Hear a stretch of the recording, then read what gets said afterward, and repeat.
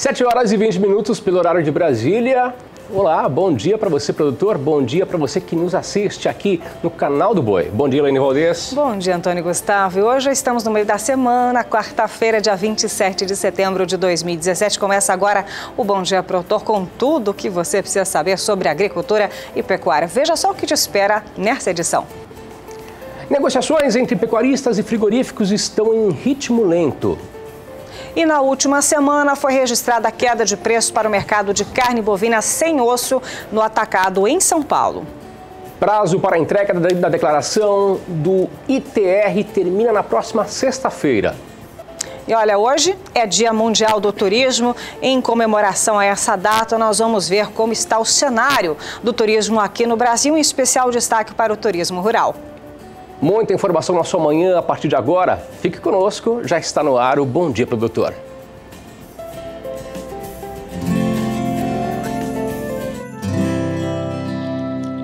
Acorda que o galo já cantou e o sol já vem fazer brotar mais um novo dia. Lenha no fogão, café pra esquentar e a bicharada no quintal. Horta pra molhar, tira leite no curral, arreia o cavalo, tem gado pra campear.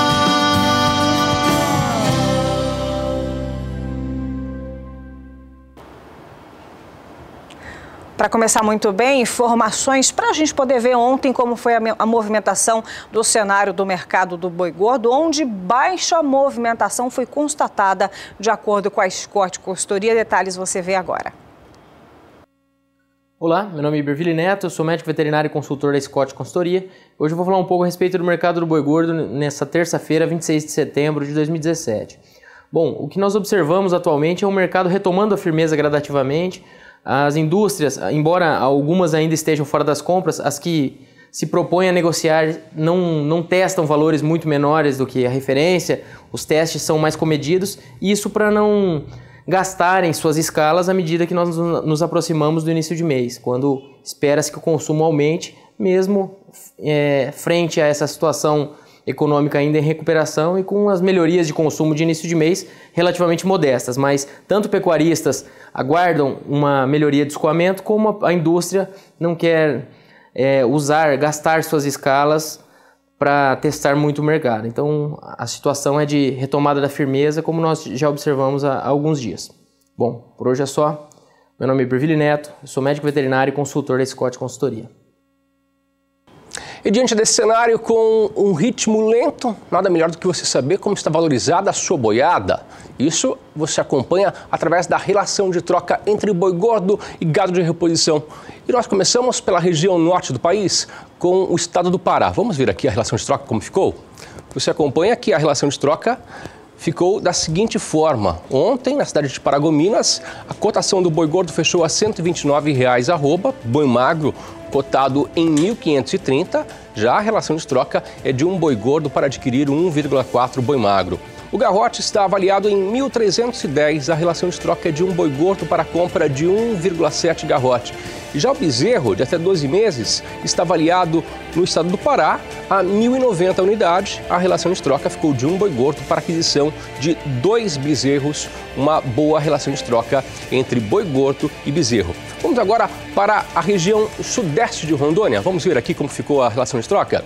Ontem, em Rondônia, a cotação do boi gordo fechou a R$ 127,00 arroba. Boi magro, cotado em 1.550. A relação de troca é de um boi gordo para aquisição de 1,4 boi magro.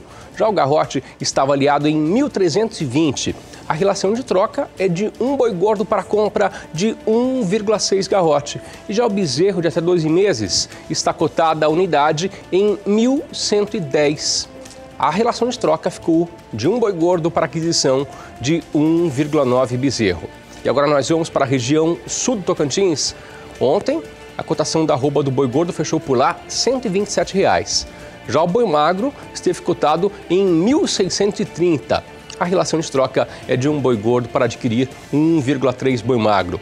O garrote está avaliado em 1.410, a relação de troca é de um boi gordo para a compra de 1,5 garrote. E o bezerro de até 12 meses, segundo a agência Scott Consultoria, no Tocantins, está avaliado em 1.160. Na relação de troca ficou um boi gordo para aquisição de 1,8 bezerro. E você quer acompanhar agora detalhes com relação aos preços do bezerro? Veja agora nas cotações.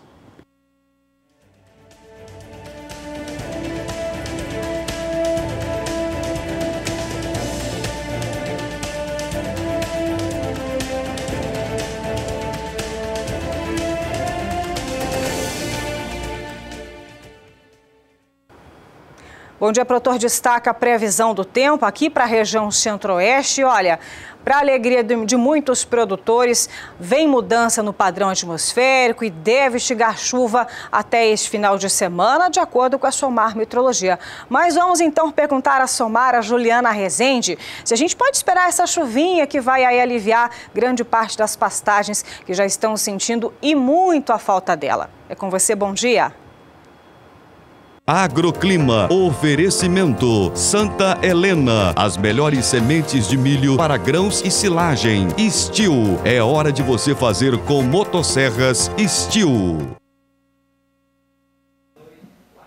Olá, bom dia a todos. Isso mesmo, podemos esperar chuvas generalizadas na região centro-oeste. Isso volta a garantir melhores condições para as áreas de pastagem, que já vem enfrentando dificuldade para se desenvolver por conta dos problemas de falta de chuvas, que acaba diminuindo bastante a disponibilidade hídrica do solo com mais intensidade, no Mato Grosso e também no estado de Goiás. Durante os próximos 5 dias, as chuvas já se tornam mais abrangentes na região. Chove em grande parte do Mato Grosso do Sul e também algumas áreas do sul de Goiás. O volume de chuva já é expressivo, pode chover até 30 milímetros em algumas áreas do oeste do Mato Grosso do Sul e também do sul de Goiás. A partir da semana seguinte, essas instabilidades se tornam cada vez mais abrangentes e seguem se espalhando pela região centro-oeste. O volume de chuva agora é mais expressivo no Mato Grosso do Sul, onde pode alcançar acumulados de até 50 milímetros. Agora, já na terceira semana, essa chuva volta a perder um pouco mais de intensidade. Agora, as chuvas se tornam mais fracas e isoladas. O volume é baixo. No Mato Grosso do Sul, os acumulados não passam de 15 milímetros. E o tempo volta a ficar mais seco em grande parte de Goiás e também na faixa leste do Mato Grosso.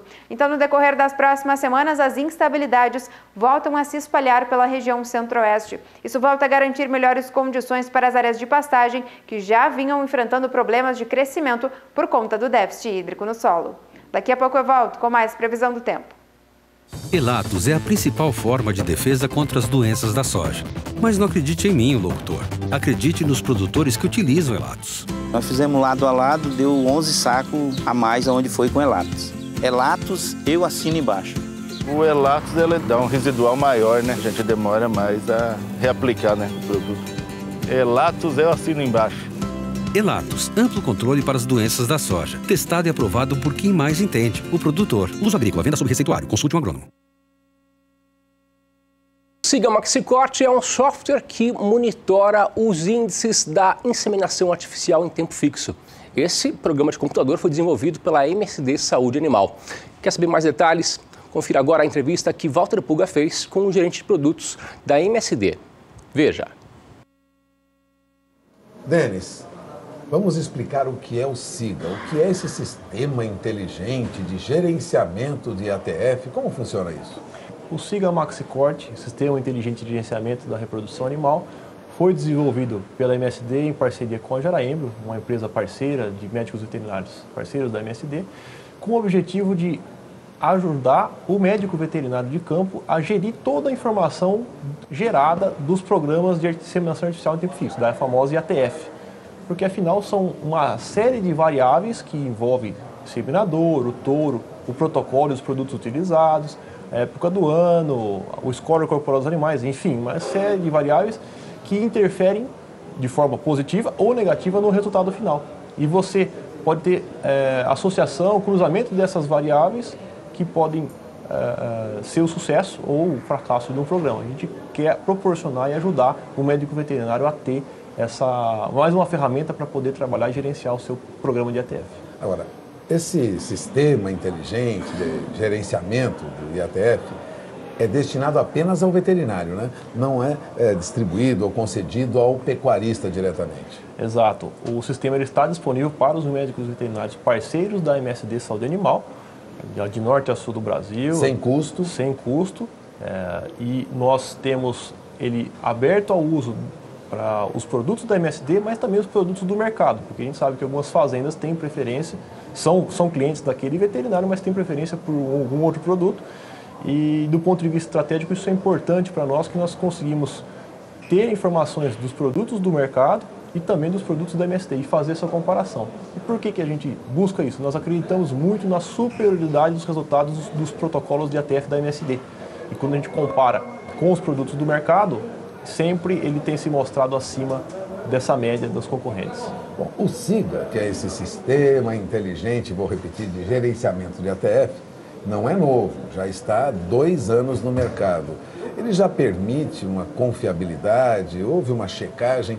O que você diz desses 2 anos de atividade do SIGA? Exato, ele foi lançado em julho de 2015, já viramos 2 ciclos, 2 anos safra, e nesse meio de 2017 estamos com mais de 100 mil fêmeas cadastradas, sendo que 82 mil estão com o diagnóstico de gestão fechado.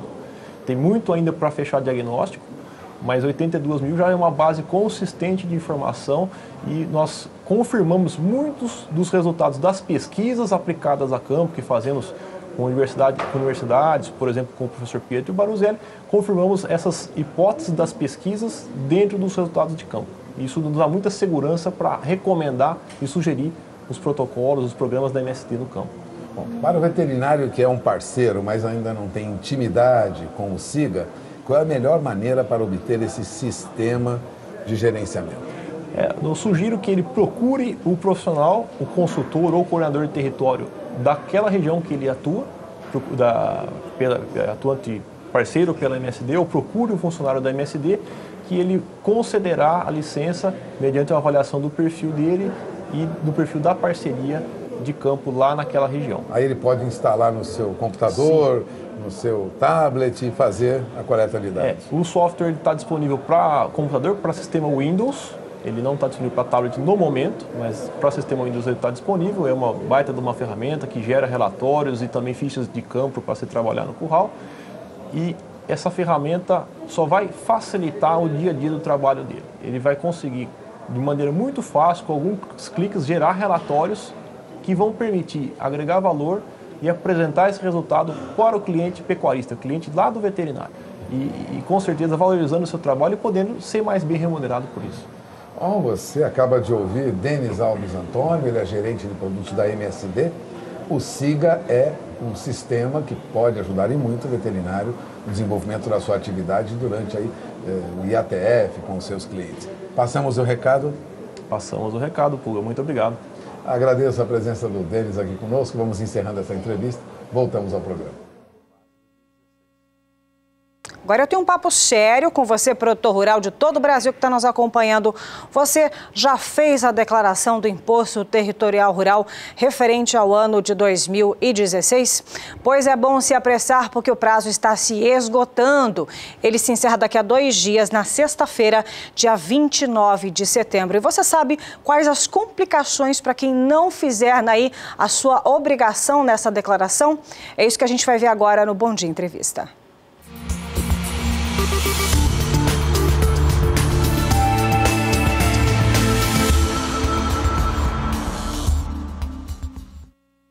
E para falar sobre o assunto, estamos recebendo o João Pedro Cuti Dias, analista de agronegócio aqui do Canal do Boi.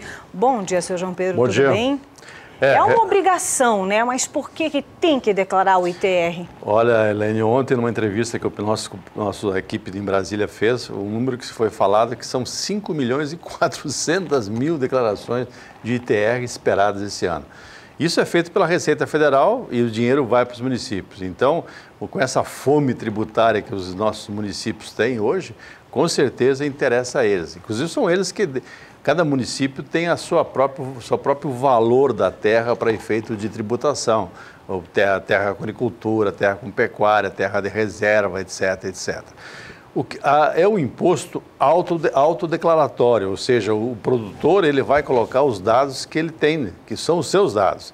Agora, é muito importante que ele faça isso coerente com outras declarações, porque ele já fez imposto de renda, já fez declaração anual de pecuarista, já fez uma série de outras declarações que são iguais ao ITR, ou seja, haverá em algum momento um cruzamento de todas essas informações.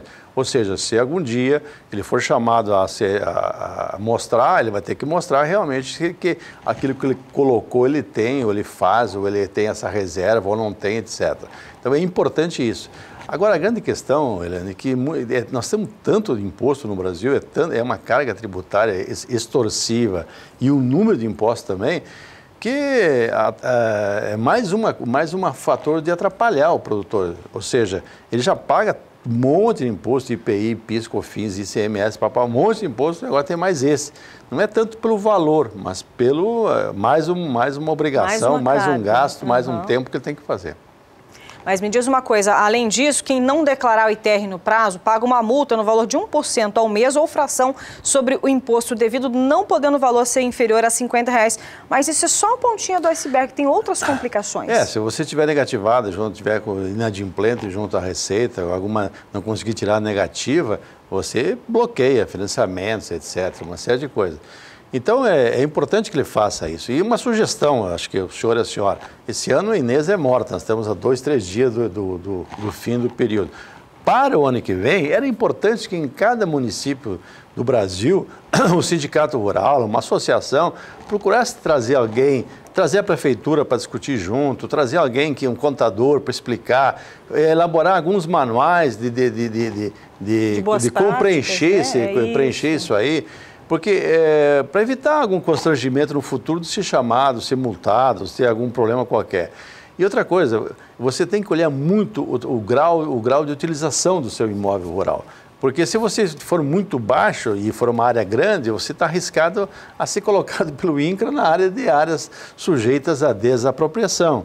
Se você colocar um número que não condiz com a produção, também pode ser chamado. E aí, nessas áreas grandes, era importante que o dono fizesse um laudo técnico de uso da terra, um agrônomo, seguindo as normas da ABNT, a Associação Brasileira de Normas Técnicas, faça um laudo, para que ele tenha esse laudo até para fazer o ITR. O pequeno produtor não vai fazer isso, não, mas ele tem que procurar a sua associação, o seu sindicato, para ser orientado para fazer esse trabalho.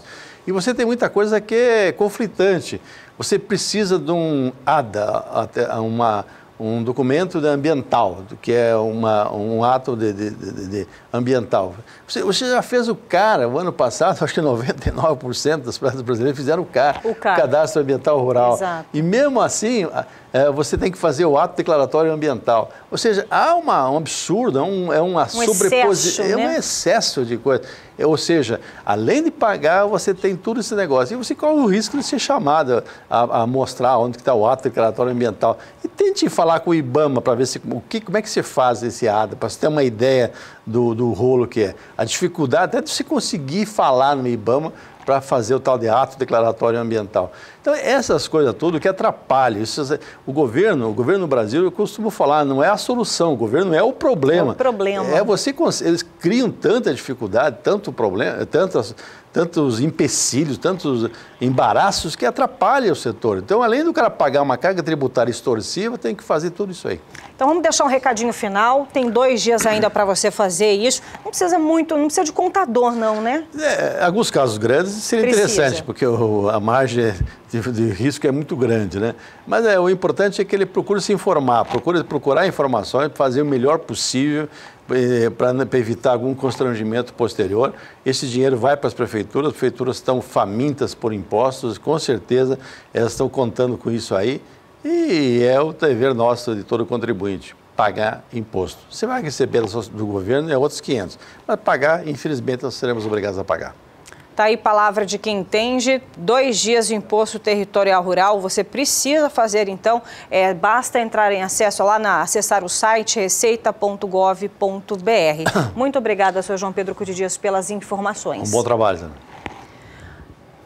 E por aqui é hora de intervalo comercial e daqui a pouquinho chegando um bloco com grandes investimentos dos leilões que estão agitando as pistas do país. 2 minutinhos e estamos de volta. 7 horas e 42 minutos. Bom dia, produtor, de volta na sua manhã de quarta-feira. Hora de saber sobre investimentos, sobre opções de investimentos. E aqui no canal do Boi, é claro, você tem muitos leilões importantes. No último domingo, você acompanhou aqui pelo canal do Boi o último leilão do ano da genética aditiva. São mais de 10 anos trabalhando para o melhoramento genético e para oferecer animais de qualidade. Quem esteve a campo e traz agora as informações é a repórter Miriam Valadares. Veja. Aprimorar a qualidade do plantel, de olho em características como precocidade, fertilidade, ganho de peso, habilidade materna.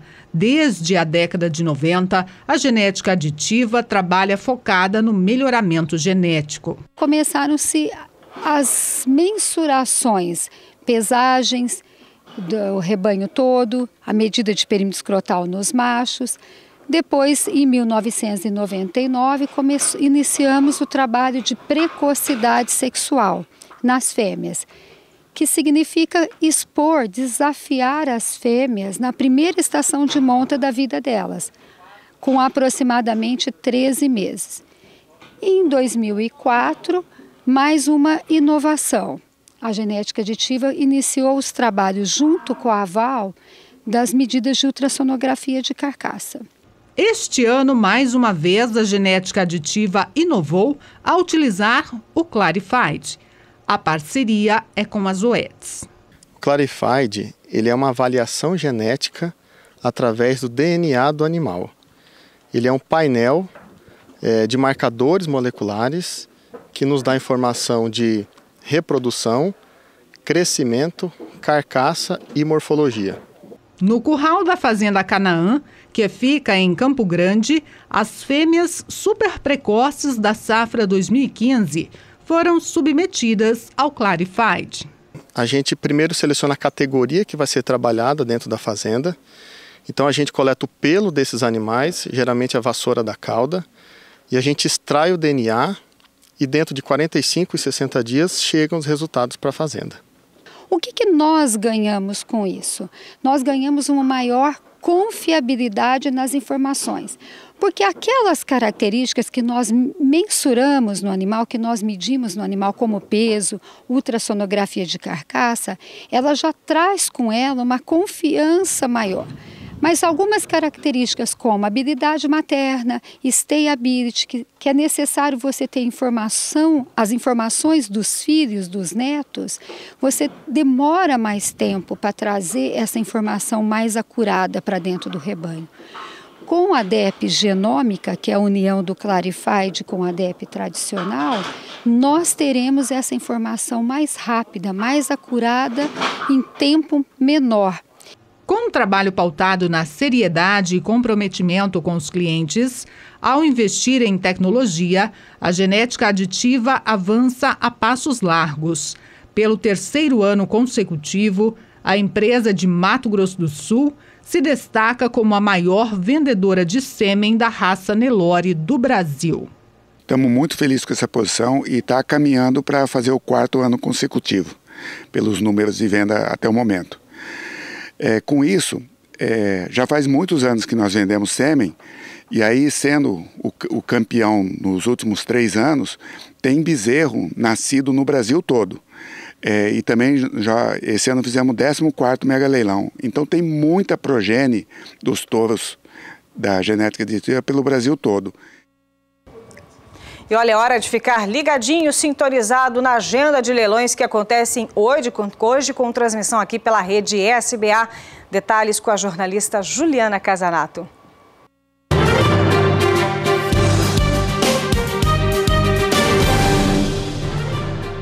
Olá para você que está acompanhando aqui a nossa programação do Sistema Brasileiro do Agronegócio. A partir de agora eu trago detalhes da nossa agenda do SBA com destaque para um grande evento que acontece nesta quarta-feira. Nós teremos o virtual Gado de Corte às 8h30 da noite com transmissão pelo canal do Boi. Em oferta, animais para cria, recria e engorda estarão à disposição do mercado e você já está convidado. A realização é 100% SBA e você não pode perder. Outros detalhes, visite na internet nosso portal, também está à sua disposição, é o sba1.com. E eu fico por aqui, mas volto a qualquer momento dentro da programação com mais informações para você. Até já!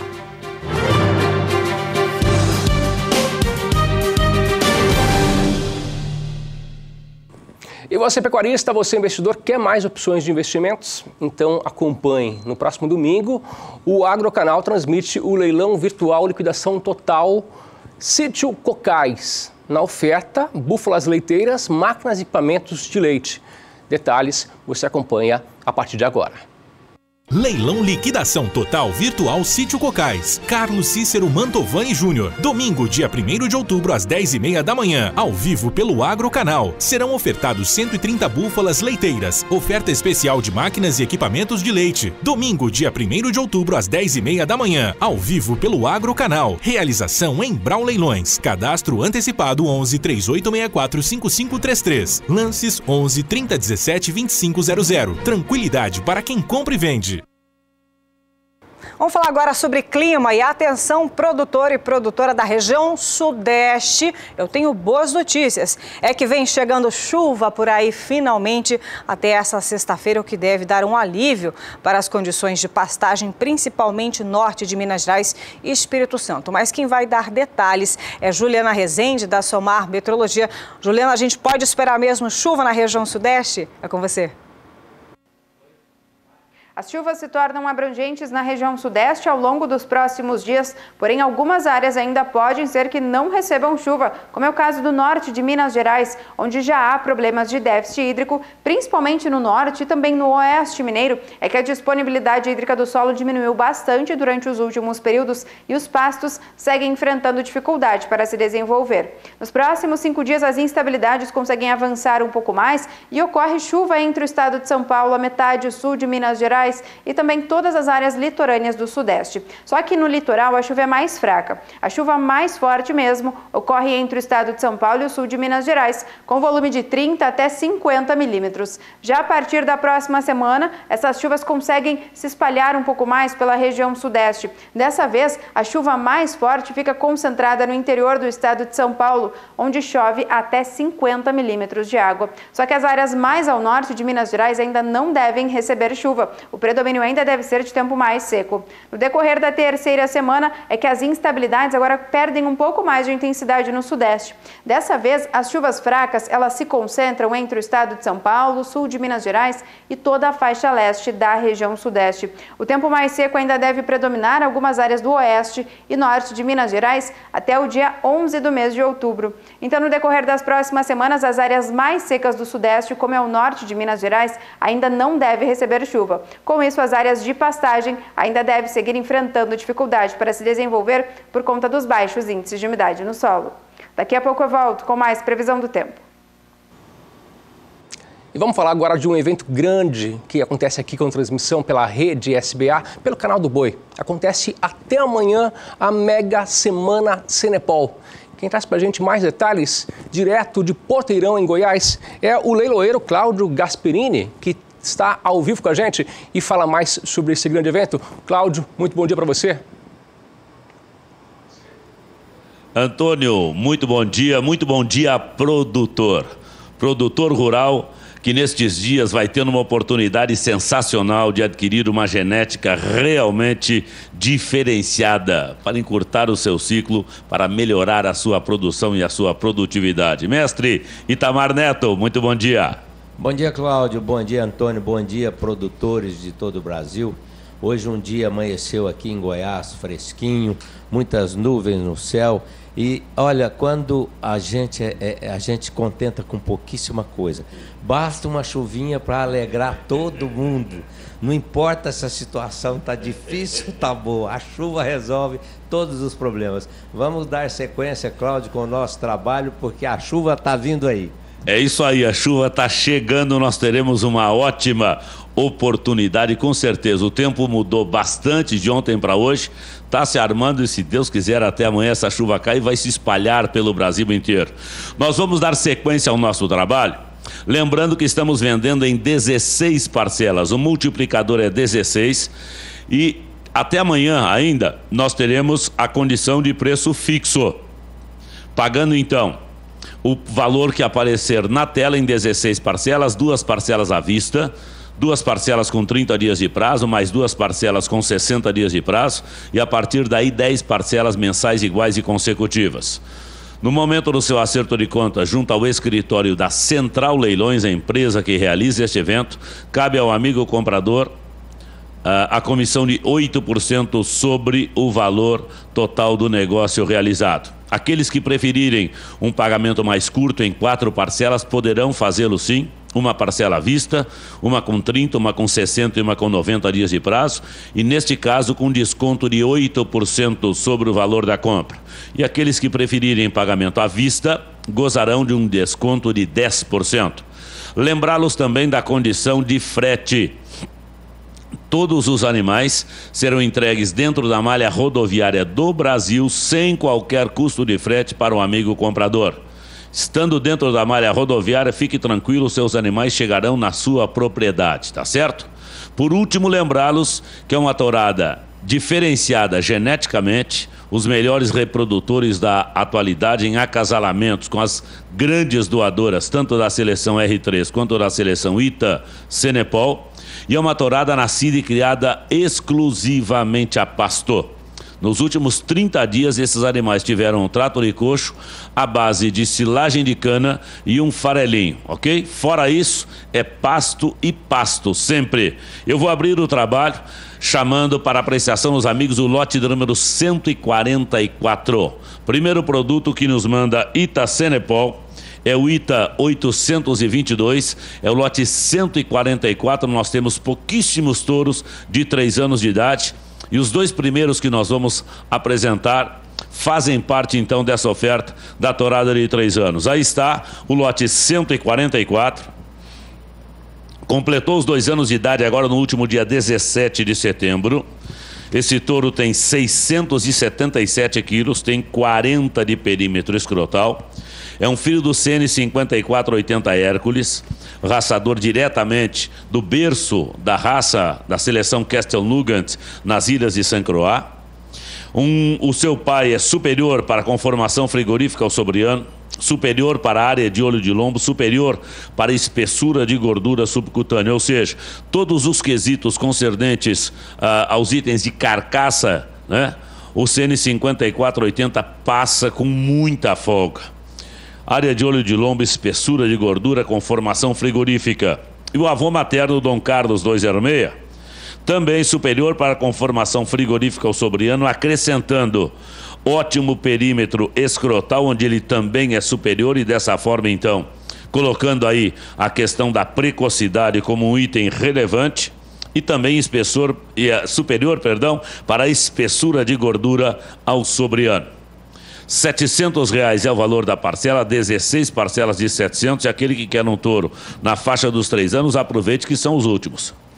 Pois é, Cláudio, eu quero chamar a atenção aqui do amigo produtor, pecuarista, para o comprimento desse boi. Olha o comprimento desse touro, um touro de 3 anos, um comprimento assim fantástico, e olha só a estrutura do umbigo corrigido, umbigo curto, umbigo assim um torno bastante harmonioso e com uma circunferência escrotal de 40 centímetros, que denota uma alta produtividade, uma libido sexual altíssima e a reprodução fantástica desse animal.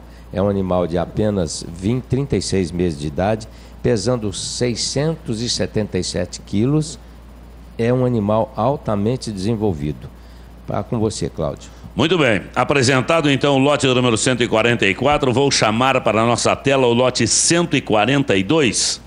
ITA 792, ainda na oferta de reprodutores de 3 anos de idade. Lembrando aos amigos que queiram essa era, que nós estamos aí praticamente finalizando essas ofertas de animais de 3 anos. Pouquíssimos são os animais que nos restam na era dos 3 anos, depois nós teremos uma torada de 2 anos. Está aí o lote 142, é o ITA 792.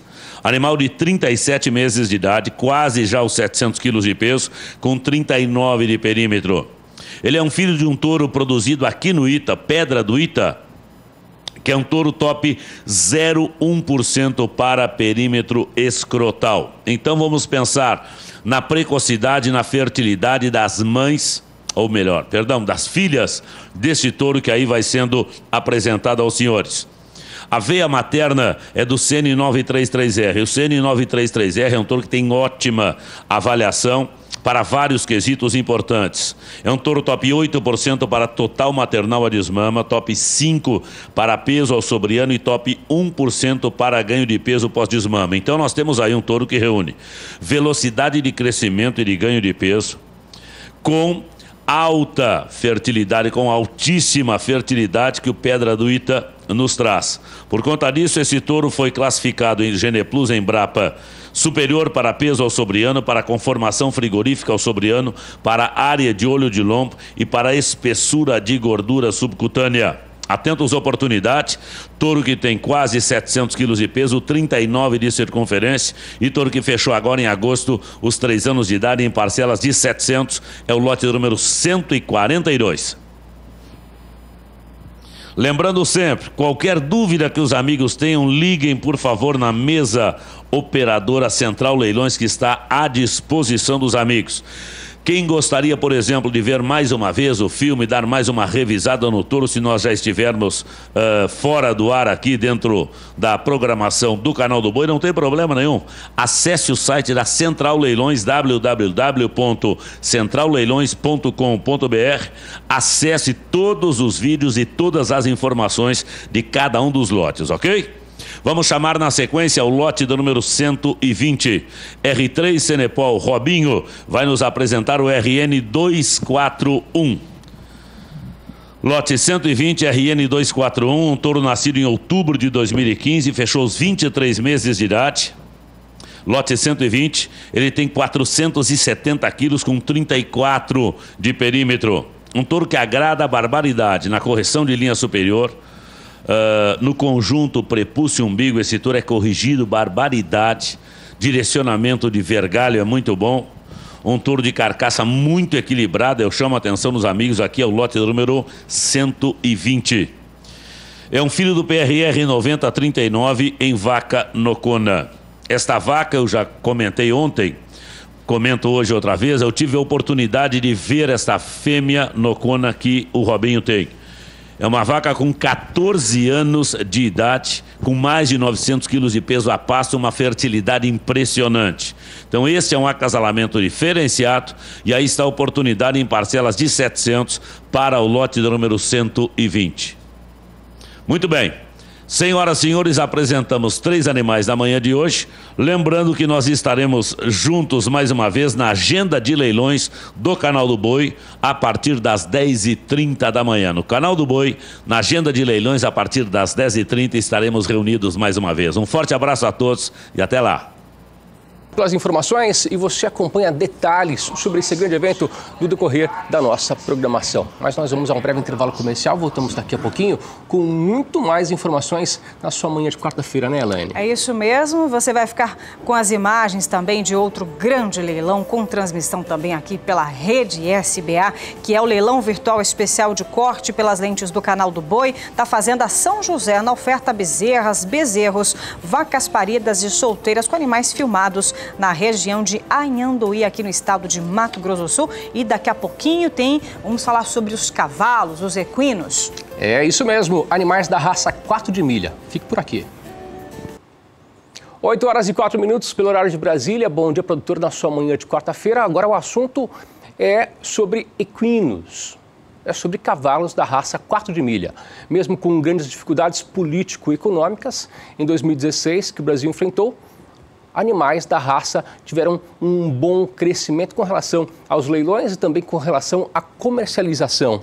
Para você ter uma ideia, a região sudeste apresentou um crescimento de 52% na comercialização da raça. Segundo dados da Associação Brasileira de Criadores de Cavalos da Raça 4 de Milha, a BQM, o Brasil movimentou cerca de 232 milhões de reais com os leilões da raça. O crescente mercado da raça 4 de milha é o assunto do Bom Dia Entrevista.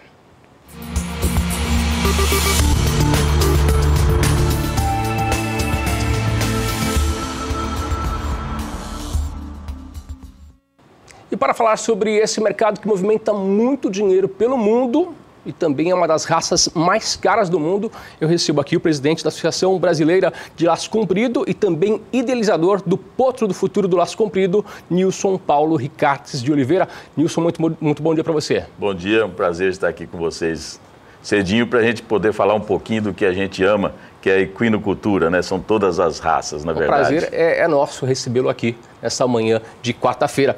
Vamos falar do ano de 2016, que foi um ano excelente para animais da raça 4 de milha. Desde 94 que não se via tamanho número de animais vendidos, comercializados por leilões.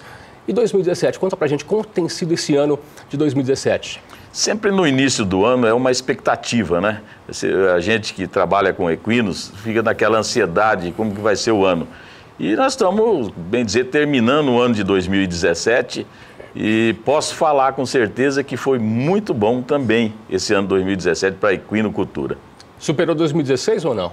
A gente não terminamos o ano, né? Para a gente poder falar se vai ultrapassar ou não. Mas a comercialização vem surpreendendo e as médias dos leilões aqui do nosso estado, do Mato Grosso do Sul, têm superado a do ano passado. Falando aqui no estado, também na região, a região centro-oeste cresceu 15% na comercialização de animais da raça 4 de milha, isso em 2016, segundo dados da BQM. E Mato Grosso do Sul já possui o 4º maior plantel do Brasil e a região centro-oeste é a 3ª maior em comercialização de animais. Fala pra gente, por que tamanho interesse de animais 4 de milha nessa região? Bem, primeiro falando da raça 4 de milha, ela é uma raça muito versátil, onde a gente tem várias modalidades de provas, né, de esporte equestre. E no Mato Grosso do Sul, especificamente, nós somos amantes do laço comprido. E desde que criamos essa prova do laço comprido, oficializamos na BQM, que foi em torno de 2006, para cá o crescimento foi muito grande. E a procura dos animais, hoje nós temos aí em torno de 8 mil laçadores aqui no estado. Então a demanda por cavalos 4 de milha é muito grande. E não podemos esquecer as outras provas que vêm crescendo muito no estado também, como a apartação, uma prova nova, agora o ranch sorting, que está movimentando muito o nosso estado e que vem aí a demanda dos cavalos, o pessoal querendo montar num cavalo bom e num cavalo bonito também. Então é onde acontece essa grande venda, grande comercialização do cavalo 4 de milha. Acontecem vários torneios, vários campeonatos durante o ano pelo Brasil e acontece na próxima semana, aliás, na segunda semana de outubro, o 38º Campeonato Potro do Futuro pela BQM. O evento já bateu o recorde histórico só em inscrições e o evento é mais uma realização da BQM. E conta pra gente, representantes de Campo Grande estarão participando desse evento? Nós vamos ter vários representantes, tanto na prova de 3 tambores como na prova de apartação. Eu acho assim que o pessoal ele participa do ano inteiro do estado, né, nas provas do estado, mas com a possibilidade e a intenção também de mostrar seu cavalo a nível nacional, que é em Avaré, nessa prova que a BQM faz. E a gente falando em prova, não podemos esquecer que para fomentar o cavalo você tem que fazer muitas provas.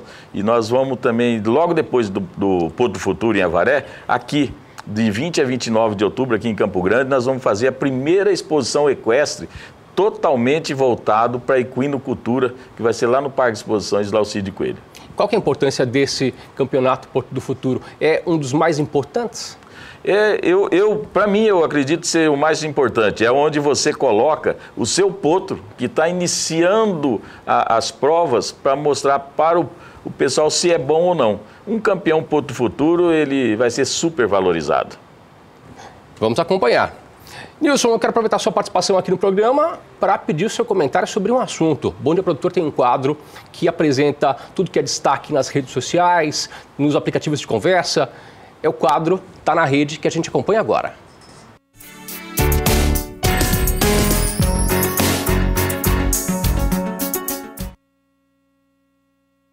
E no dia 20 de setembro ficará marcado na história da raça quarto de milha. Foi realizada a maior comercialização de um cavalo da raça por 25 milhões de dólares. E está na rede social, está nos aplicativos de conversa, um vídeo do animal que foi comercializado que nós vamos ver agora. Vamos acompanhar.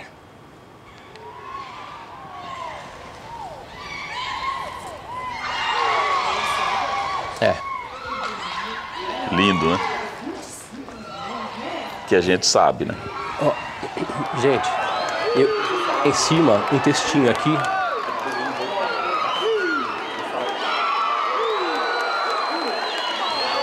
Posso falar?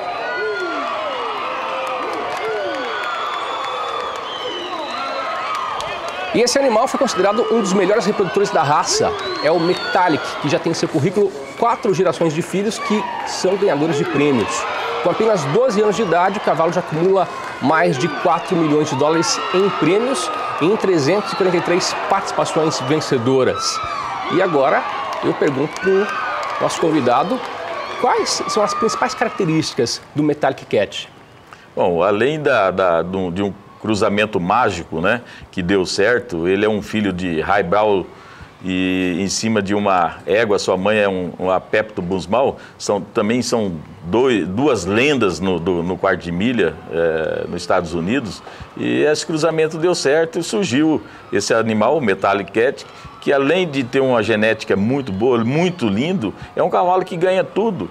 E o que a gente quer de um reprodutor é que seus filhos consigam alcançar esse pai. E olha aí, ele está produzindo muitos animais muito bons que já ganharam em torno de 14 ou 15 milhões de dólares. Né? Só os filhos já ganharam tudo isso? Só os filhos ganharam tudo isso. E a cobertura de um cavalo desse hoje, se não me engano, é em torno de 10 mil dólares. Né?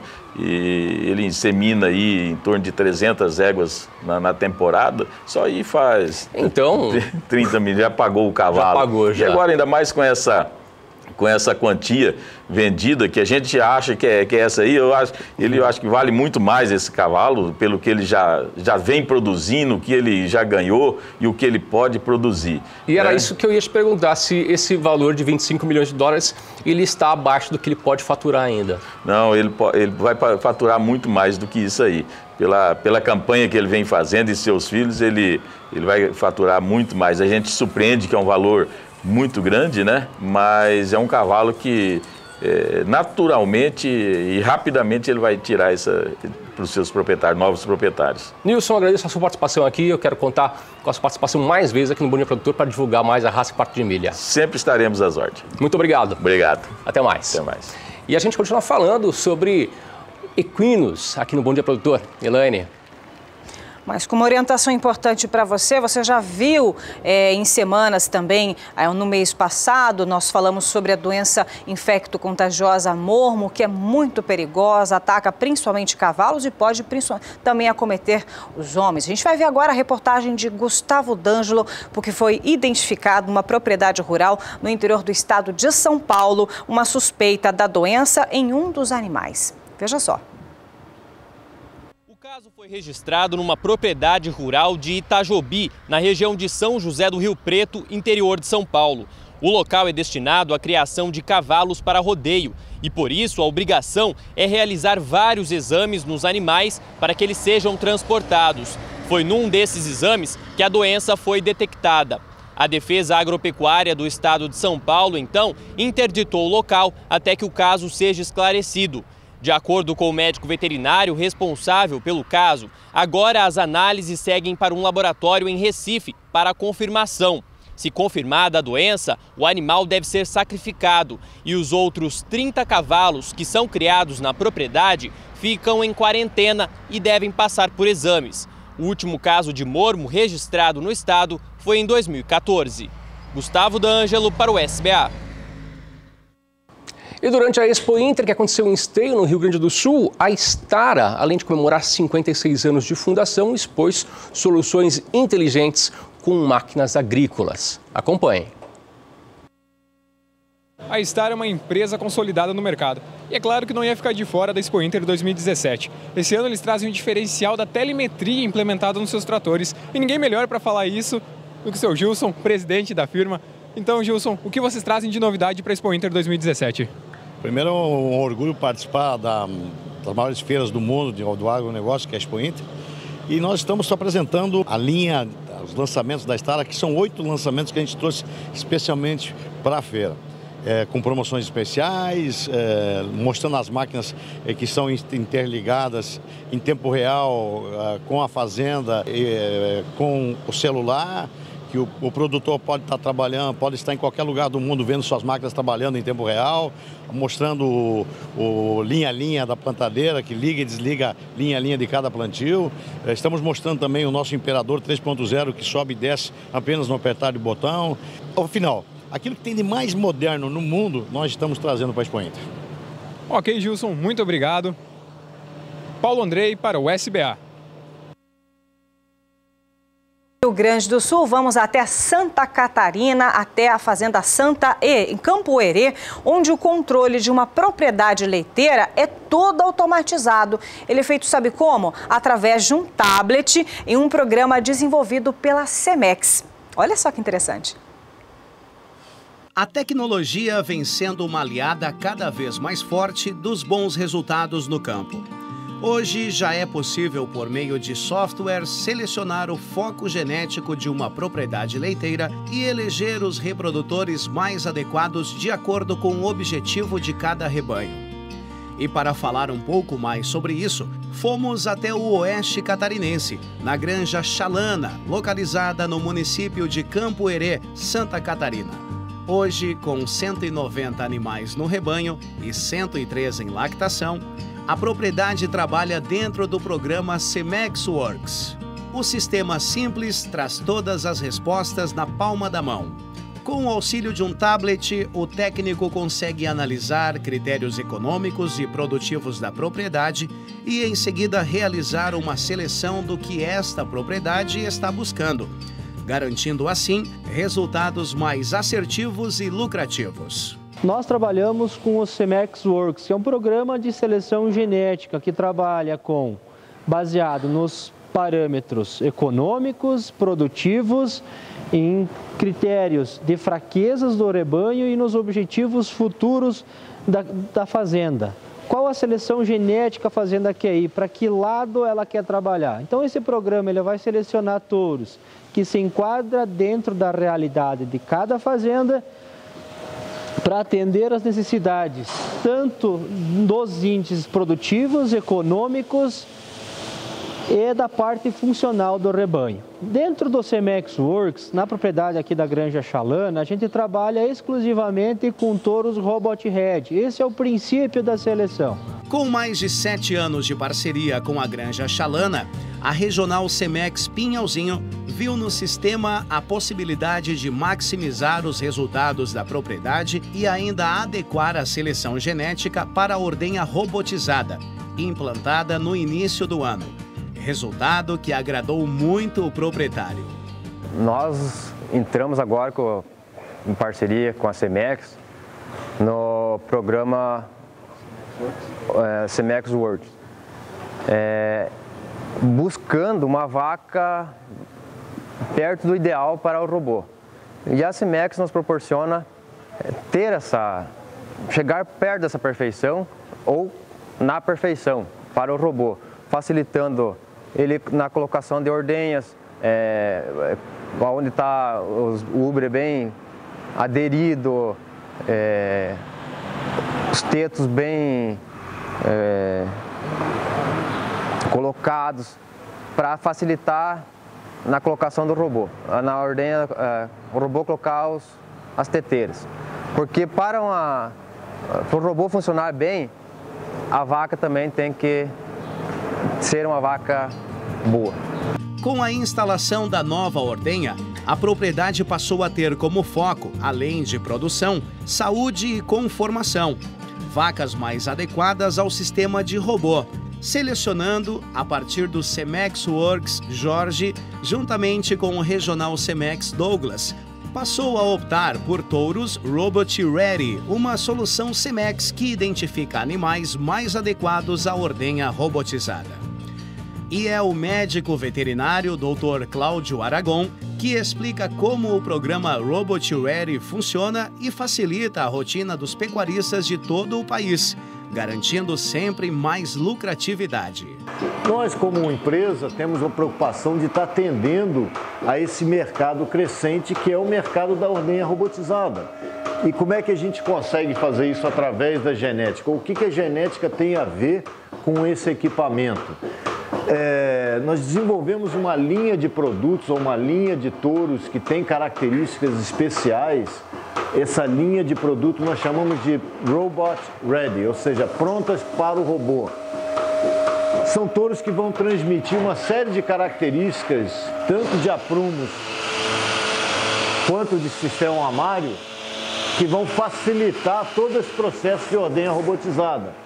Então os touros Robot Ready, eles transmitem vacas que têm úberes um pouco mais rasos, que tem colocação de tetos mais centrados debaixo de cada quarto, o que facilita demais na identificação do robô na hora de colocação das teteiras. São touros que têm aprumos mais corretamente centralizados, mais paralelos atrás, quando a gente visualiza por trás. Tudo isso com a função de auxiliar ou de tornar mais eficiente a passagem da vaca dentro da ordenha robotizada. Então os touros Robot Ready, eles transmitem essas características para as filhas, fazendo com que elas tenham mais eficiência, ou que a gente tenha mais eficiência na hora de fazer a ordenha no sistema robotizado. E já no primeiro ano, a propriedade optou por touros com o selo, sendo eles Oasis, Gordon e Lireton, reprodutores de muita força leiteira e resultados expressivos em fazendas de todo o mundo. Garanta mais resultados para o seu negócio. Conheça já as soluções Cemex e agregue ainda mais tecnologia ao seu rebanho.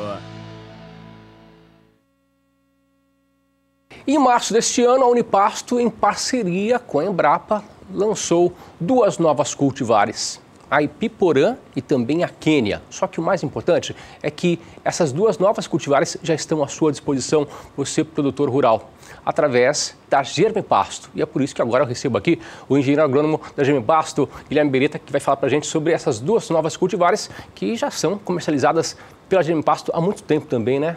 Bom dia. Bom dia, Antônio. Bom dia a todos. Olha, Antônio, realmente a Germipasto faz parte desse seleto grupo, né, da Unipasto. São apenas 31 empresas que participam desta associação que fomenta a pesquisa.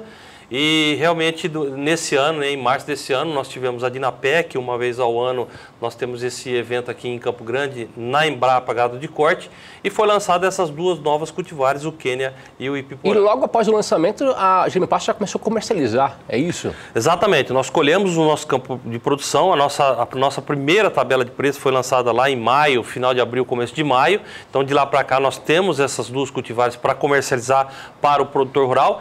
E lembrando, Antônio, que a Germipasto é uma das grandes produtoras de semente de pastagem. Então, a produtividade, né, a produção dessas duas cultivares e das demais, né, 17 outras cultivares são produzidas pela Germipasto e esse é o grande diferencial da empresa. Fala um pouquinho para a gente sobre essas cultivares.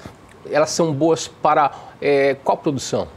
Olha, Antônio, nós temos visto aí, por exemplo, a Ipiporã, o posicionamento da Embrapa, o primeiro plantio via comercial vai ser feito agora nessa safra, né, 17 e 18, e o que nós vimos lá na Embrapa Gado de Corte são gratas surpresas, tanto na Ipiporã como também no Quênia. A Ipiporã é uma braquiária híbrida, a primeira braquiária híbrida lançada pela Embrapa Gado de Corte, resistente às cigarrinhas das pastagens e também a marra-narva, Antônio, que é uma cigarrinha da cana que causa um dano muito severo quando as forrageiras atacadas por esse inseto. Então a Ibiporã é resistente a esse tipo de situação. Nós vimos também outro detalhe que chama bastante atenção, a qualidade da forragem. Não é um capim tão produtivo como um piatã, como um braquiarão, porém, é um capim que traz exatamente essas qualidades e o Quênia é muito próximo disso também. Exemplo disso, nós vamos falar sobre o lançamento dessas duas novas cultivares. O Marcos Roveri, que é um dos diretores da Unipasto, ele esteve lá na Embrapa Gado de Corte e ele fala para a gente exatamente sobre as características dessas cultivares. Dá uma olhada aí.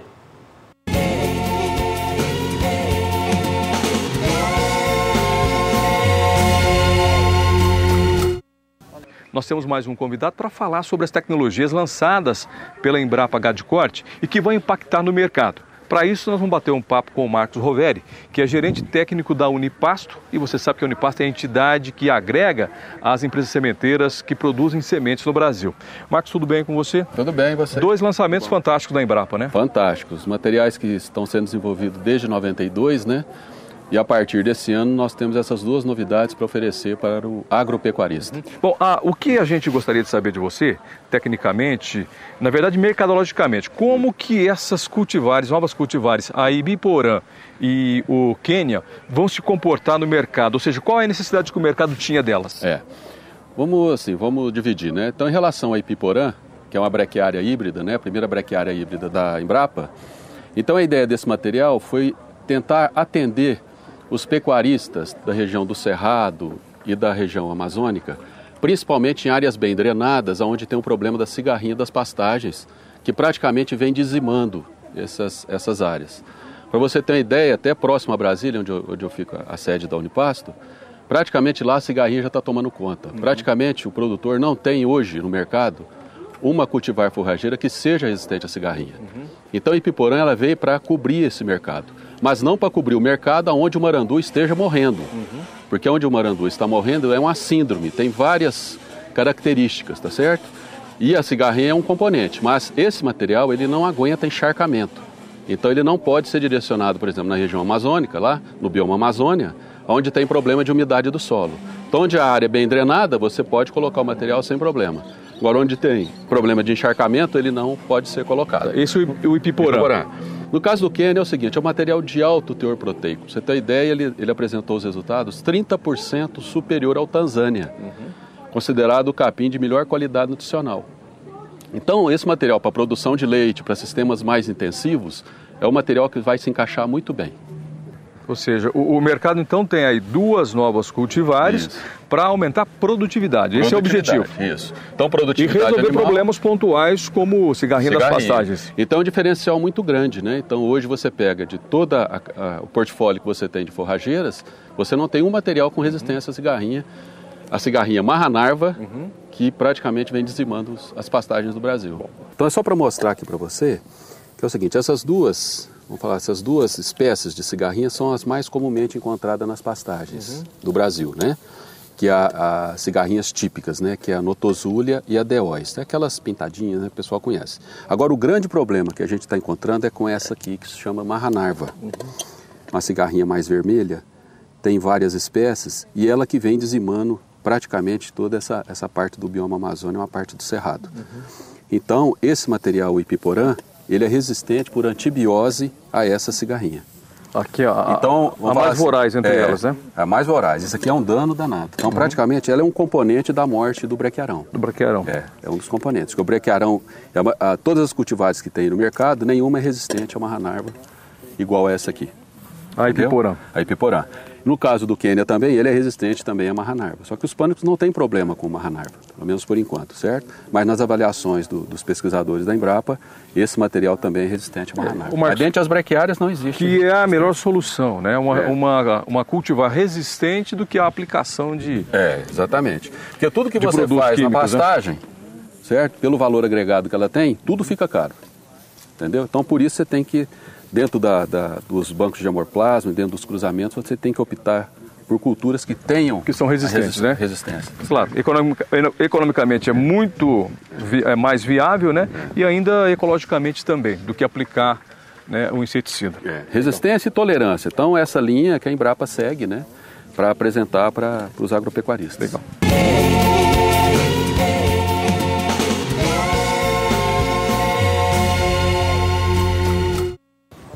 Olha, meu amigo, se você quiser adquirir esses dois materiais, essas duas cultivares, inteiramente à sua disposição na Germipasto, os números já estão aí na sua tela. Operadora 67 3389 6700 e aí um segundo número que você já sabe, 0800 647 0050. Aí na sua tela também está o nosso portal germipasto.com.br. Lá nas mídias sociais, tanto Facebook e Instagram, Germipasto também está presente. Lá no YouTube, né? O YouTube, o canal de vídeos da internet, centenas de vídeos inteiramente à sua disposição. Antônio, por hoje é isso que eu tinha para falar. Obrigado. Obrigado, Antônio. Um grande abraço. Até amanhã. Voltamos daqui a pouquinho com mais informações e teremos um bloco especial, né, Elaine? É isso mesmo. Hoje é Dia Mundial do Turismo e também Dia do Turismólogo, em homenagem a esse importante setor que movimenta 52 elos da cadeia produtiva, importantíssimo para a economia. Portanto, nós vamos fazer um bloco dedicado ao turismo para você ver, será que a crise influenciou no turismo aqui no cenário brasileiro? Isso que a gente vai ver daqui a pouquinho, depois do intervalo comercial. Fique por aqui. E hoje é dia 27 de setembro, comemora-se o Dia Mundial do Turismo, assim como o Dia do Turismólogo. E você achou que o Bom Dia Produtor ia deixar passar em branco essa data? Pois muito bem, prepare-se para ficar por dentro do que está circulando, rolando no cenário aqui do turismo brasileiro no Bom Dia Entrevista.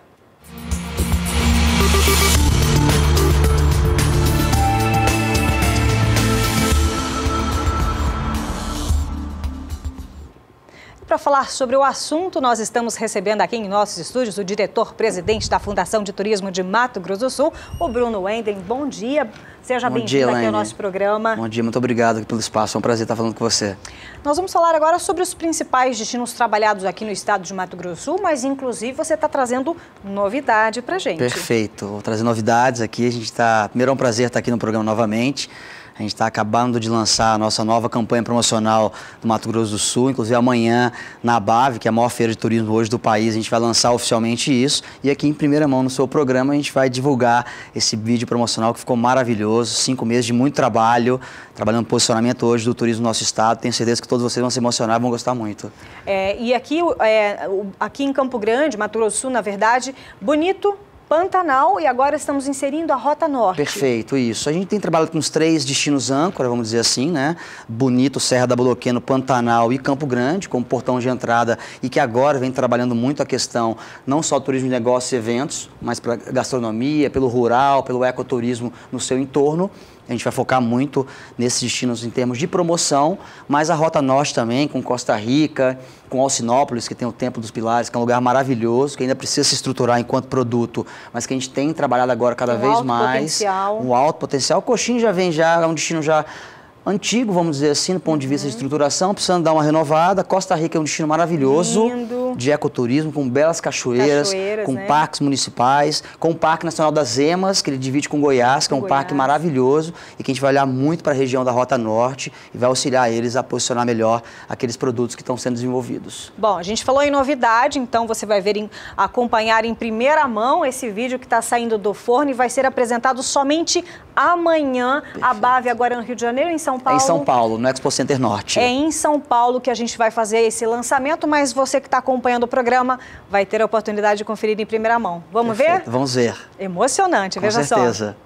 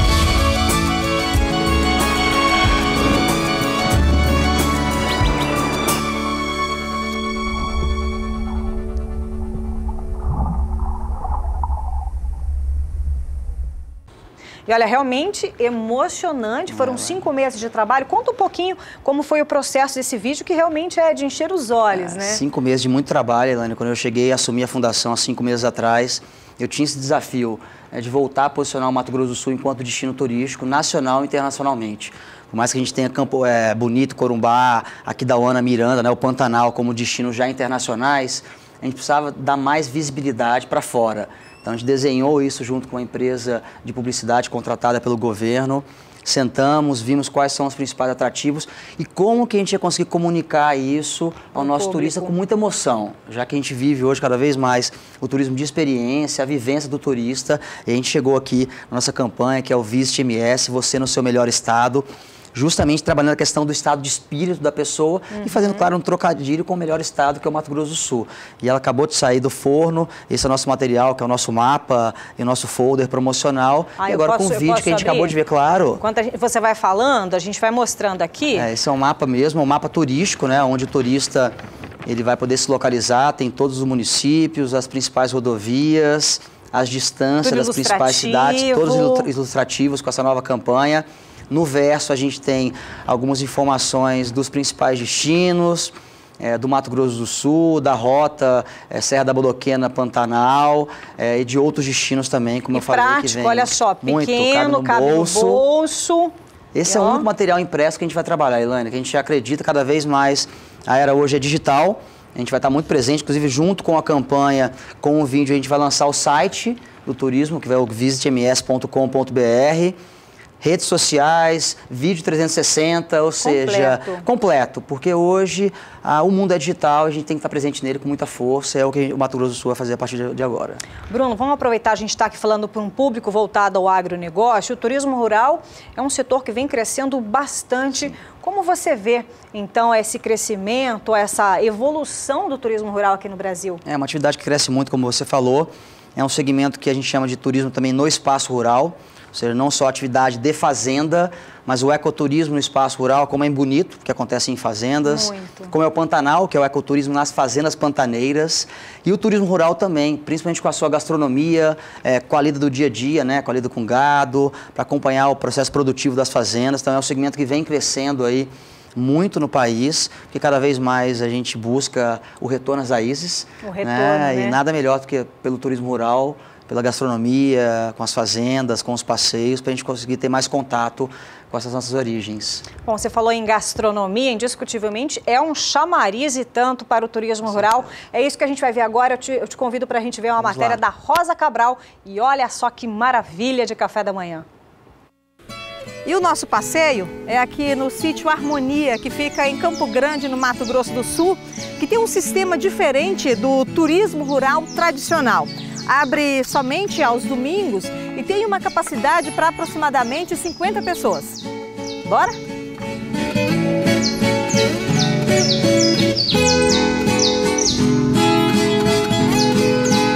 Recepção calorosa do jeitinho da roça. E pouco a pouco o povo da cidade vai chegando. A reserva tá ali no caderno do Anderson. Ele é o dono do sítio. Bom dia, Paulo. Vamos entrando. E bem-vindos à casa que une bom gosto na decoração e aquele aconchego gostoso do turismo rural.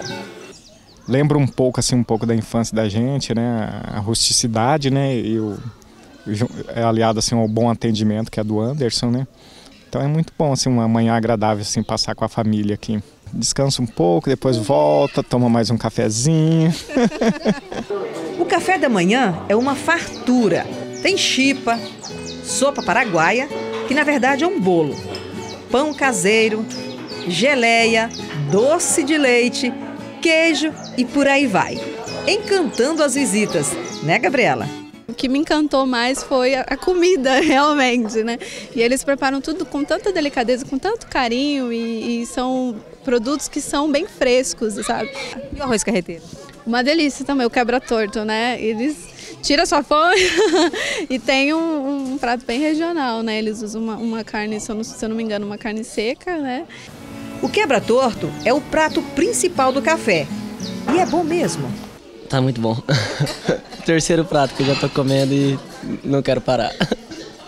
Tá certo, João Vitor. Um café da manhã tipicamente pantaneiro dá nisso, né? E é comum nas fazendas do Mato Grosso do Sul, que é acompanhado com ovo frito. Muito bem-vindo também no paladar do João Pedro. Gostoso. Tem um franguinho, um arroz, um ovinho, queijinho do meu irmão, arroz caipira. Arroz da roça, o ovo, né? O queijo, o leite, né? Tudo natural, é muito bom. Eles gostam de comer tudo, então comida diferente então é mais fácil ainda. E como começou essa história de café na roça? O Anderson comprou o sítio para morar no sossego de um cantinho tranquilo e em paz. Gestor financeiro e com formação em gastronomia, aqui e ali recebia os clientes em casa, que por sua vez, eles começaram a visitar o sítio para conhecer a criação de cabras, por curiosidade mesmo. E nessas visitas, né, esporádicas, eu servi um leite de cabra, o queijo de cabra. Depois comecei a servir um cafezinho, porque eu queria tratar bem. E pensei, por que não agregar valor nisso, né? E não deu outra. Um bom negócio surgiu. No roteiro, a visita ao criatório das anfitriãs, as cabras, também está na lista. A pessoa não sabe o que significa esse elemento aqui. O animal. O animal ou a vegetação. Porque eles vão lá no restaurante, tá na hora. Só que isso daqui, ele não sabe quanto tempo leva para chegar lá. E dependemos disso. O investimento inicial foi em 17 matrizes e um reprodutor. As raças com aptidões para carne e leite vieram de Minas Gerais. Hoje, o número de animais está aí na casa de 60. E a produção leiteira, que é servida no café da manhã, também é comercializada.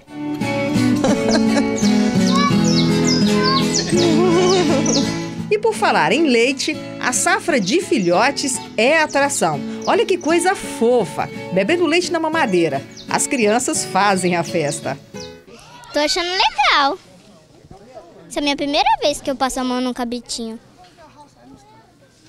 A proposta não é ceder isso. A proposta é ter uma manhã de domingo diferente. E com isso a gente teve o foco principal na comida, na gastronomia mesmo. Degustação à vontade, cantinho de oração, pomar, galinhas no quintal e vamos seguindo com a prosa. E tem surpresa, adivinha? O Anderson topou ensinar o famoso quebra-torto pra gente. É fácil ou difícil? Super fácil de fazer, simples. Vamos lá, 1 quilo de arroz, ovo caipira, 5 dentes de alho, suco de 4 laranjas, óleo e sal. E 1 quilo de carne soleada. Opa, peraí. Lá no começo a Gabriela falou o que sobre a carne? Se eu não me engano, uma carne seca, né? Anderson, qual é a diferença da carne seca para a soleada? O tempo de maturação dela é diferente da carne de sol. Então ela passa de 24 a 48 horas no sereno. E ela já é pronta para uso, você não precisa fazer a dessalga dela. Entenderam? Então, bora seguir. Óleo na panela quente, a carne soleada. Acho que ela tem um pouquinho de gordura, que isso também ajuda, né? Tanto no sabor como na maciez da carne. E quando chegar nesse aspecto de bem frita, é hora de acrescentar o alho.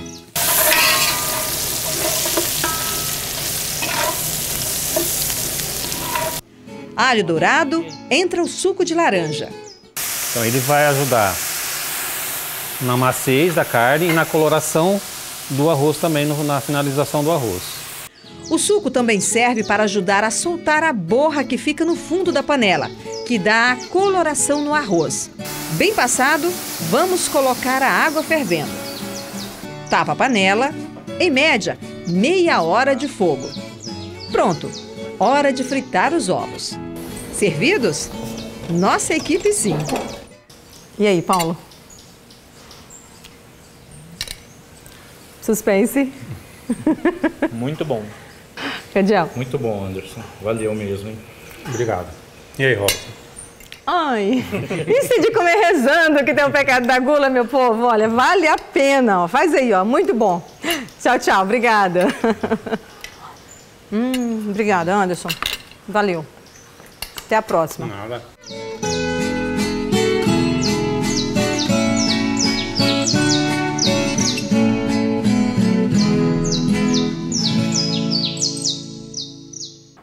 E realmente o campo é muito inspirador e as comidas, né, realmente são um diferencial de cada propriedade. A gastronomia, na verdade, ela se torna hoje um segmento.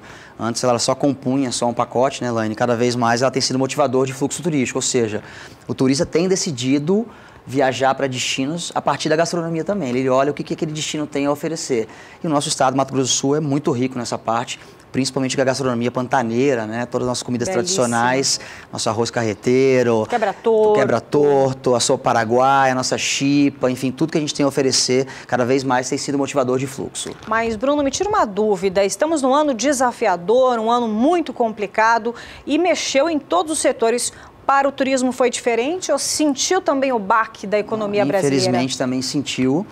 É uma atividade econômica e naturalmente ela ia sentir. A gente, quando o bolso aperta, a gente às vezes deixa de fora o que a gente considera supérfluo.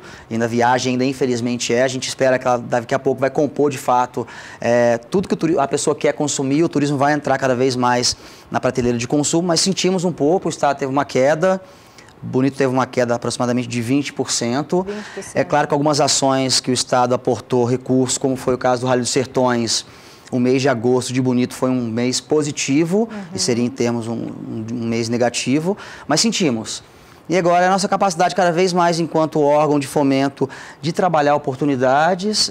Eu sempre falo, o turista ele não vai parar de viajar, ele vai diminuir as distâncias, e quem sabe procurar destinos mais acessíveis. Então, se a gente estiver bem posicionado, o que a gente está fazendo agora, as empresas também trabalharem com isso, oferecendo algumas promoções, enfim, trabalhando de forma conjunta, é possível não sentir tanto essa crise, mas que eu tenho certeza que vai passar. Ela é cíclica e a gente tem certeza que ela vai passar e a gente vai ter uma excelente temporada. E serve também para ensinar muita coisa, né? Sim, muito. Sempre. Nas crises que a gente aprende que a gente tem que trabalhar diferencial, que a gente tem que inovar na nossa oferta. Sair nosso estado tem esse desafio, né? Sim, com certeza. Tem uma consultora que é minha amiga que sempre fala que o turismo deveria inovar assim como a moda, que a cada 6 meses vai lá e muda a sua coleção. Algumas pequenas mudanças, e o turismo tem que olhar um pouquinho para isso, já que é a atividade que mexe com a felicidade, que mexe com o sonho das pessoas. É verdade. A gente está falando em destinos. Vamos agora para o Rio Grande do Sul, vamos para a bela região sul do país, onde a Annelise Nicolodi também mostrou um pouquinho do turismo que circula por lá. Vamos dar uma olhadinha? Vamos lá.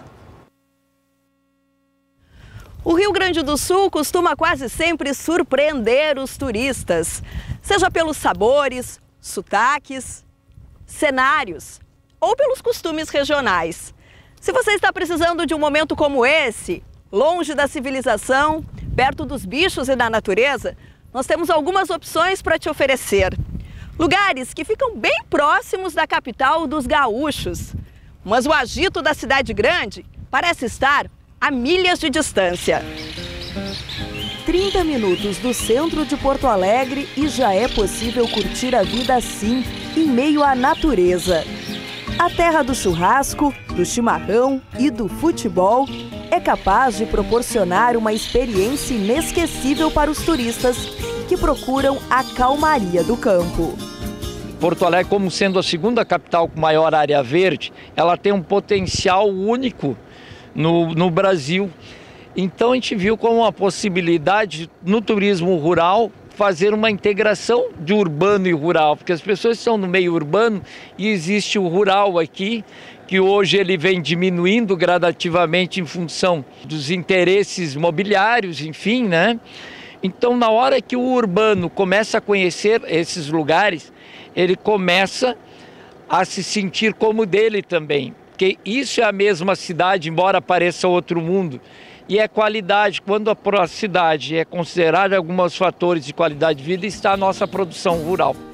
O roteiro Caminhos Rurais em Porto Alegre é uma experiência única de turismo sustentável.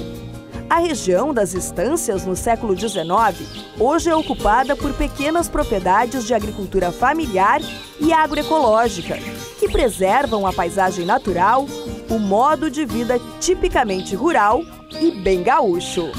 É bem legal, né? É uma coisa bem diferente, assim, que a gente não tem ideia como é feito, como é A maneira fora, assim, da pessoal, e é perto de Porto Alegre mesmo, né? Então a gente não tem essa ideia, né? Mas foi muito bom. A gente trouxe a família aí para ver, compramos aí algumas coisas para... Porque o dia a dia nosso é sempre feito assim, né? A gente gosta muito de coisas verdes e tal, né? Então até para o filho aí, para aprender um pouco também, né?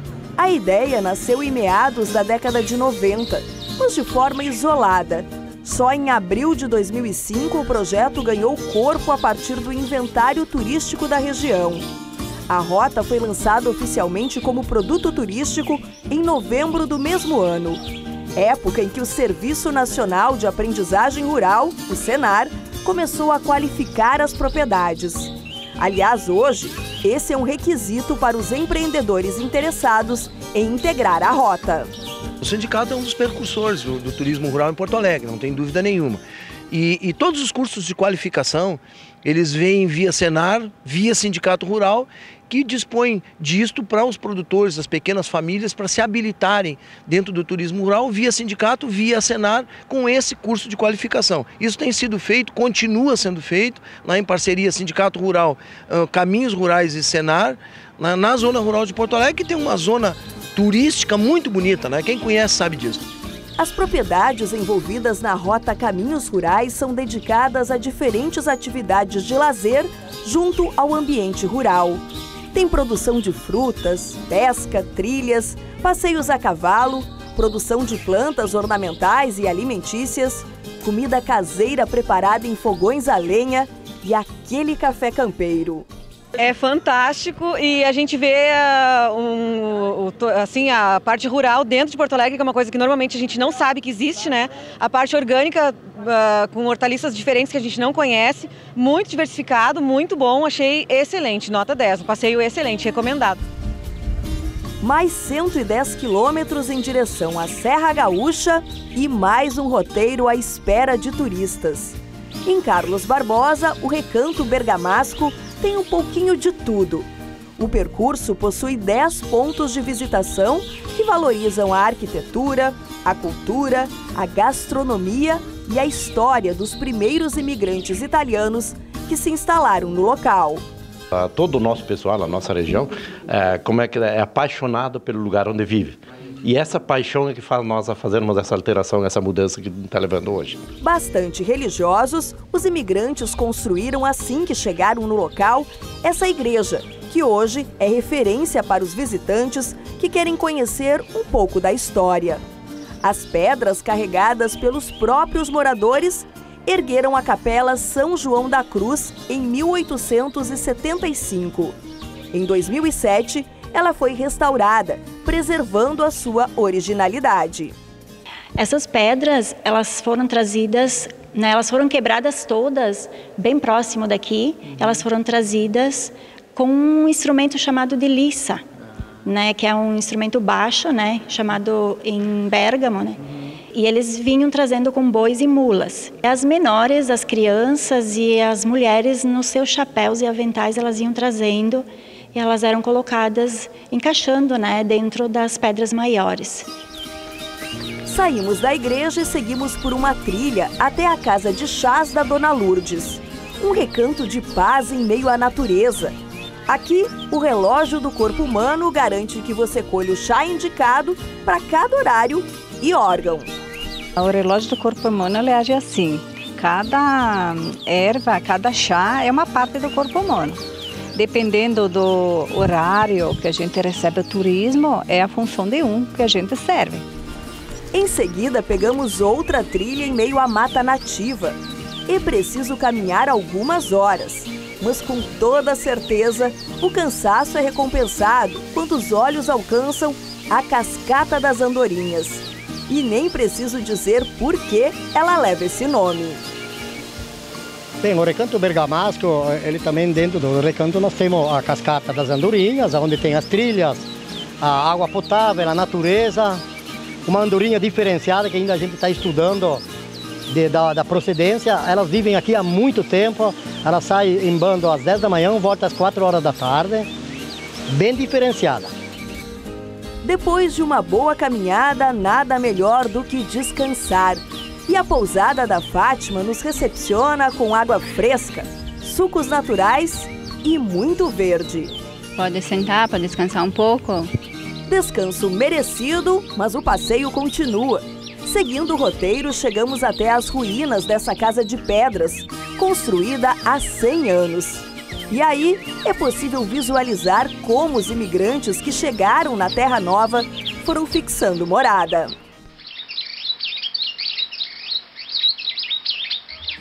Como bons italianos, não podia faltar mesa farta.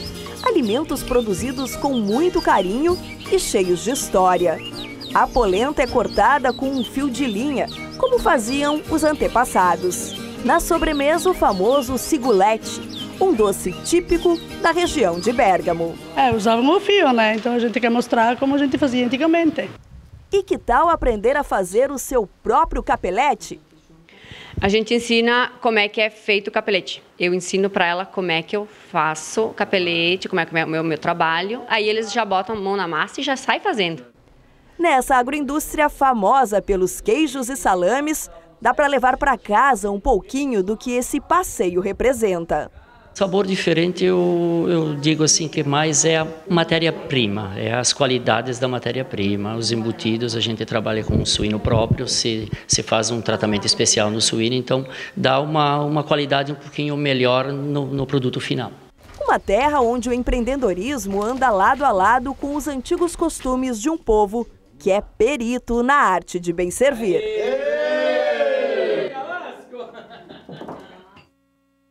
Bom dia, produtor, de volta na sua manhã de quarta-feira e hoje é um dia especial, hoje é dia do turismo e também do turismólogo. E por isso estamos apresentando para você reportagens com relação ao turismo rural. No bloco anterior, você viu uma matéria sobre o Rio Grande do Sul, com matérias belíssimas, né, Elaine?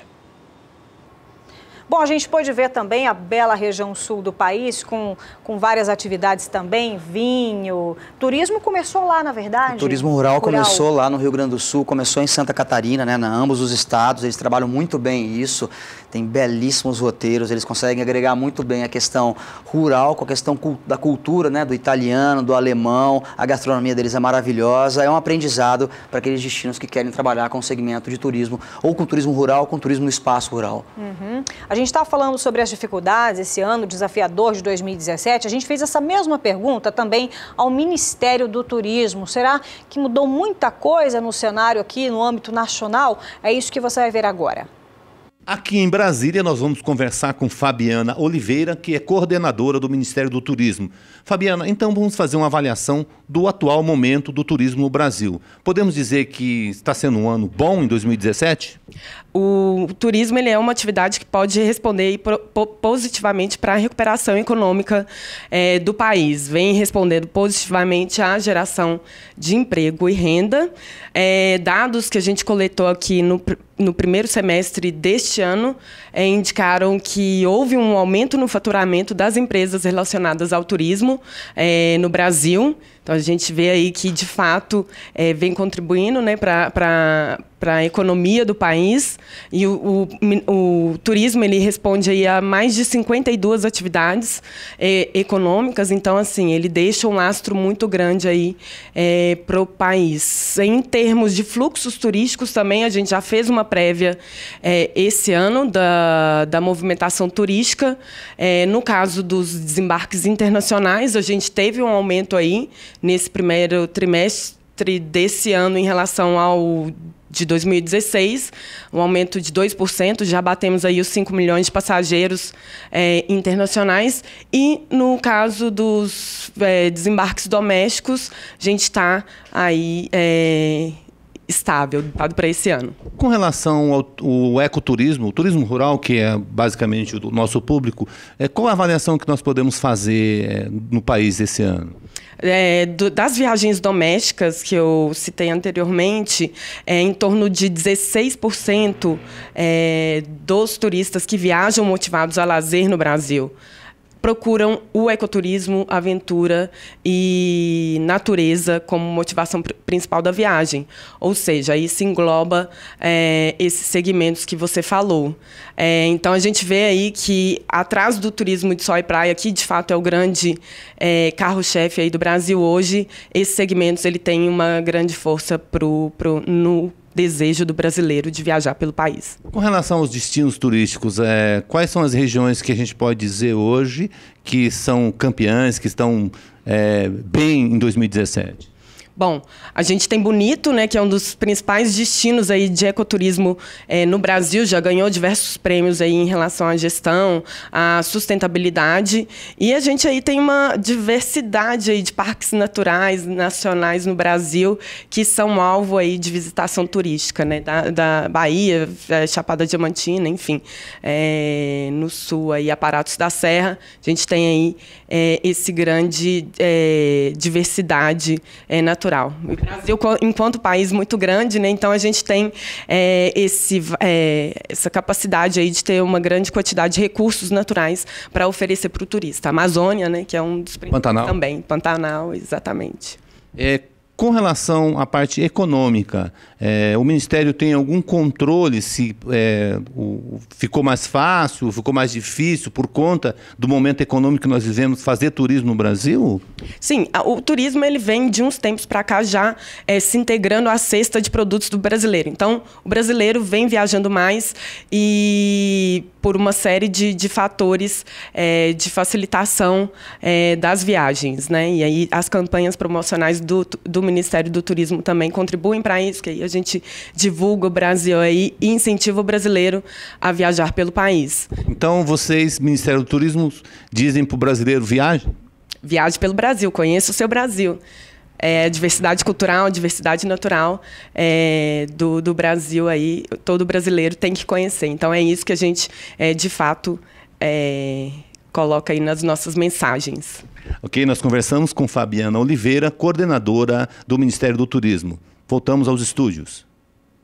E para finalizar, depois de todas essas informações do turismo que é tão importante aqui para o Brasil, você está indo já para a BAV, que é a maior feira de turismo do Brasil, do país, e vai apresentar esse material para lá? Perfeito, daqui a pouco já estou pegando o avião já. A BAV, como você disse, é a maior feira hoje do segmento.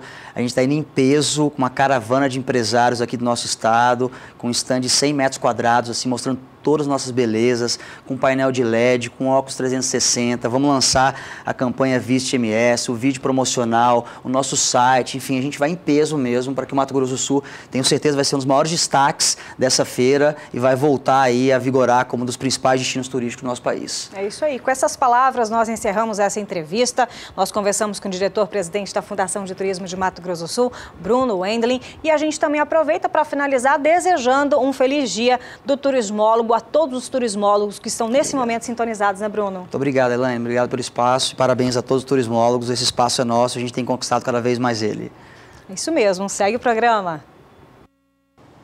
E o governo federal vai ceder à pressão dos deputados federais da Frente Parlamentar da Agropecuária e vai ampliar o prazo para a adesão ao programa de parcelamento de débitos com relação ao Fundo Rural. Para falar mais sobre esse assunto, nós vamos agora até São Paulo, até a B3, Brasil, Bolsa Balcão, falar com o Walter Puga, que traz para a gente mais detalhes. Puga, muito bom dia. Termina na sexta-feira o prazo, é isso?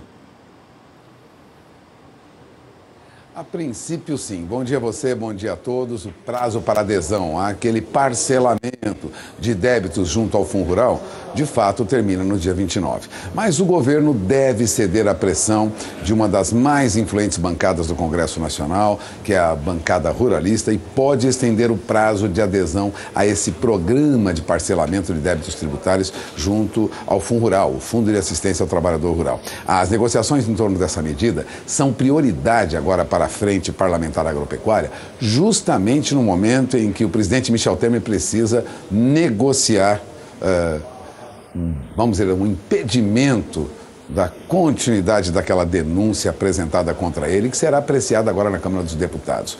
É uma barganha, na verdade. O prazo de adesão ao refis, ao parcelamento do Fundo Rural, atualmente, em vigor, é sexta-feira. Mas, segundo o presidente da Frente Parlamentar Agropecuária, deputado Wilson Leitão, do PSDB do Mato Grosso, o presidente Temer assumiu o compromisso de adiar o fim do refis para 30 de novembro.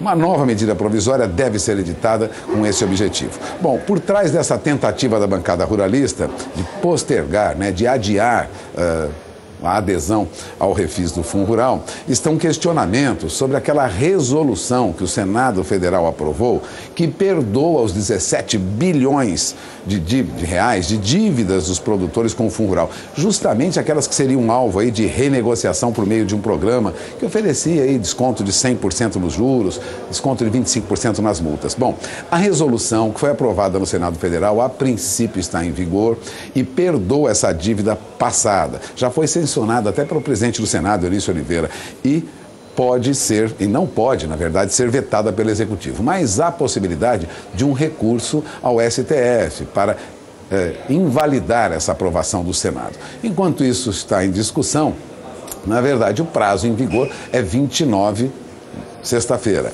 Agora, é importante lembrar que a bancada ruralista tem esperança de que esses débitos sejam perdoados mesmo pelo governo federal. Por isso, ninguém deseja, neste momento, que os produtores assumam uma dívida perante a União até o dia 29, sexta-feira. Portanto, postergar este prazo leva para frente a possibilidade de adesão ou não, até mesmo de receber o perdão da dívida. Há discussões ainda sobre esse assunto, vamos falar sobre Fundo Rural por um bom tempo, até que tudo esteja definitivamente esclarecido.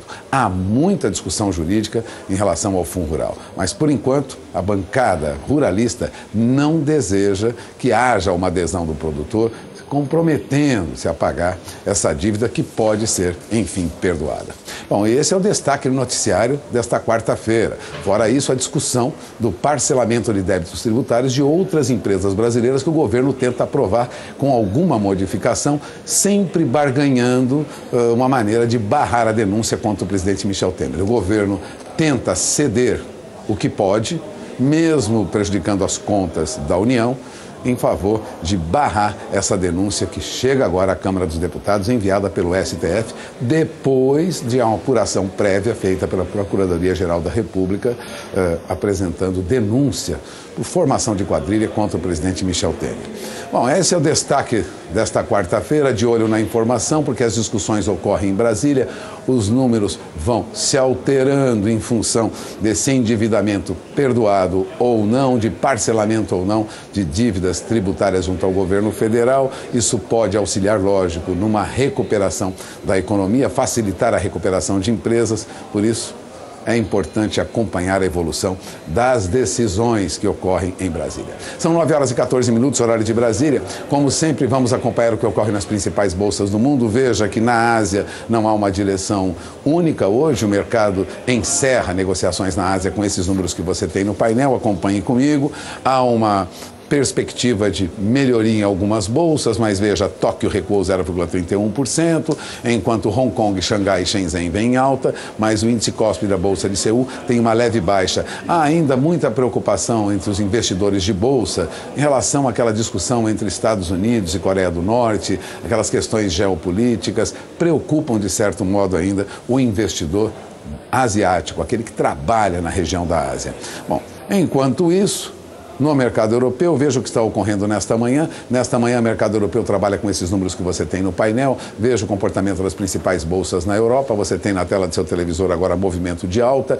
O mercado na Europa, nesta manhã, desconsidera essa discussão que tem ocorrido entre Coreia do Norte e Estados Unidos, ameaças de parte a parte, o mercado vem reagindo, Frankfurt sobe 0,5% agora, Londres sobe mais de 0,35%, Paris também tem alta, Madrid sobe um pouco mais, alta de 1,25%, Milão tem alta de 0,81%.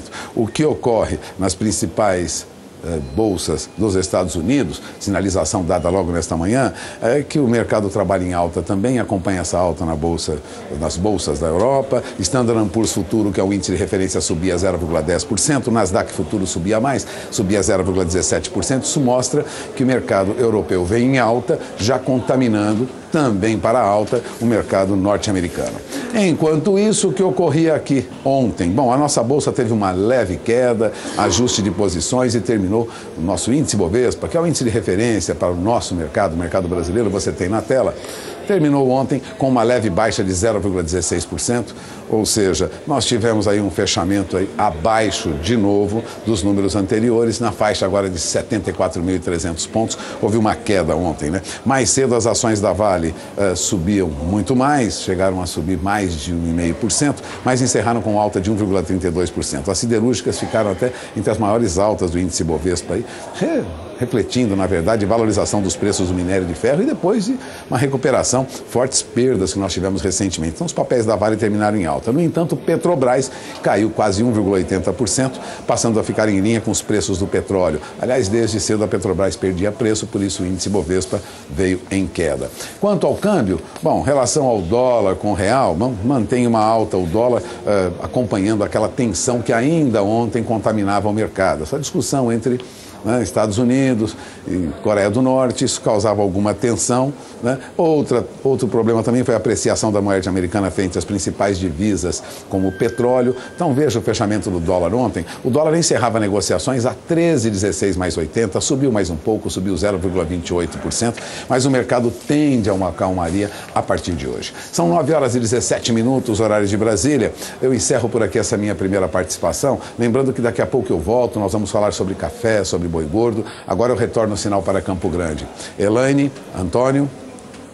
Obrigado, Walter, pelas informações. Walter Puga volta daqui a pouquinho com mais informações para você com relação ao mercado financeiro. Você vai acompanhar já as negociações nesse início de quarta-feira. Aliás, hoje, dia 27 de setembro, é dia do leiloeiro rural. Para você que é leiloeiro rural, parabéns. Vamos a um breve intervalo comercial. Voltamos em 2 minutos. 9 horas e 19 minutos pelo horário de Brasília. Bom dia, produtor, de volta na sua manhã de quarta-feira, meio de semana. E agora, hora de saber como que está o mercado financeiro nesse início de manhã. Nós vamos voltar até São Paulo, até a B3 Brasil Bolsa Balcão, falar com o Walter Puga. Walter, quais são os destaques nesse início de quarta-feira? Bom dia para você, novamente. Antônio, para quem está chegando agora, bom dia. Bom, o consumo de café deve crescer 3,5% este ano, é a estimativa da ABIC, da Associação Brasileira da Indústria Torrefadora de Café do Brasil. O consumo de café no Brasil pode crescer até 3,5% este ano e alcançar aí 22 milhões de sacas, é a estimativa do diretor executivo da ABIC, da Associação Brasileira da Indústria de Café, Natan Herkovics. Bom, para chegar a 22 milhões de sacas, ele comentava com jornalistas, numa hipótese otimista, se o consumo continuar evoluindo, né? Para isso é preciso uma melhoria do salário de modo geral, né? A volta do emprego, ele ressaltava isso para os jornalistas. Bom, ele estava numa cerimônia de premiação dos melhores de qualidade de 2017, que a Associação Brasileira da Indústria de Café promove. Bom, no mesmo cenário menos otimista, a ABIC espera avanço no consumo de café. No ano passado, em plena crise, a demanda por café no mercado brasileiro cresceu de 1% a 2%. Tivemos aí 21 milhões e 200 mil sacas entre café torrado, moído, né, e solúvel, né?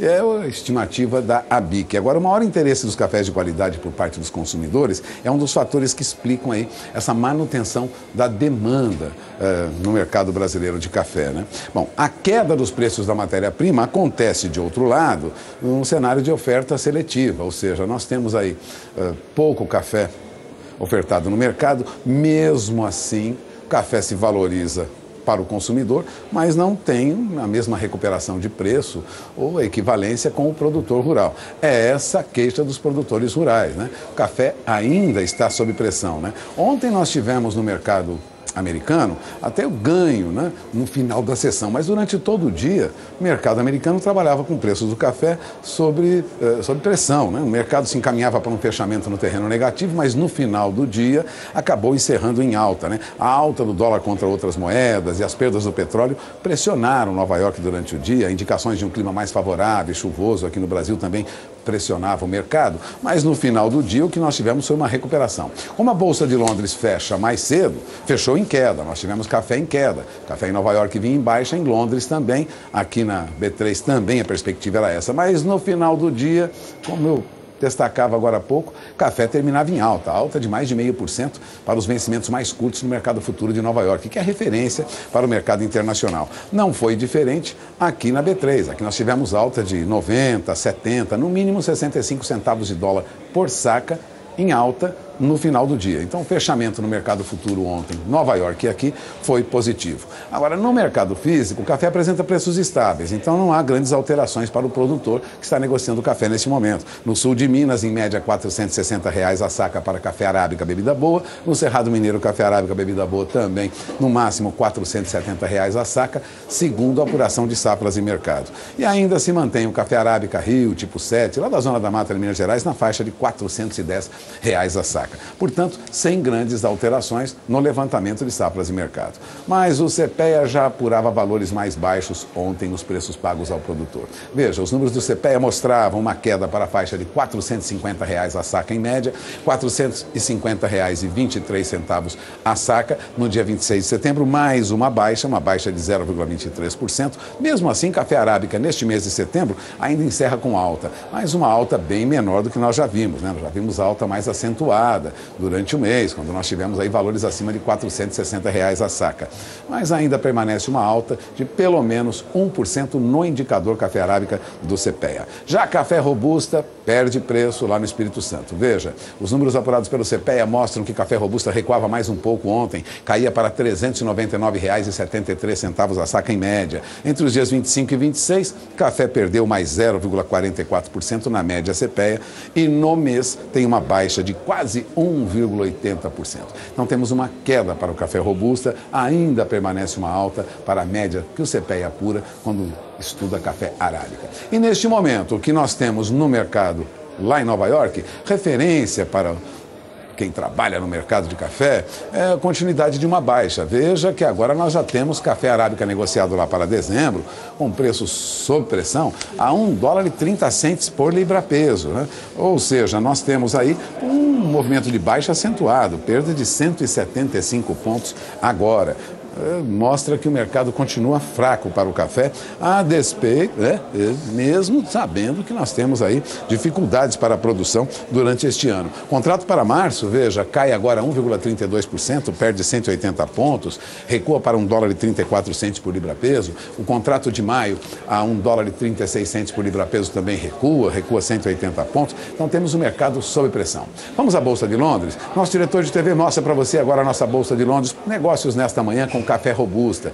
Também referência, quando se fala de café robusta, é a Bolsa de Londres. E é o que você tem no painel. Queda agora, e a queda é acentuada, hein? Queda de 19 até 23 dólares por tonelada. Café robusta na Bolsa de Londres para novembro cai para 1.976 dólares a tonelada. O contrato de janeiro recua para 1.953 dólares a tonelada. Março também recua.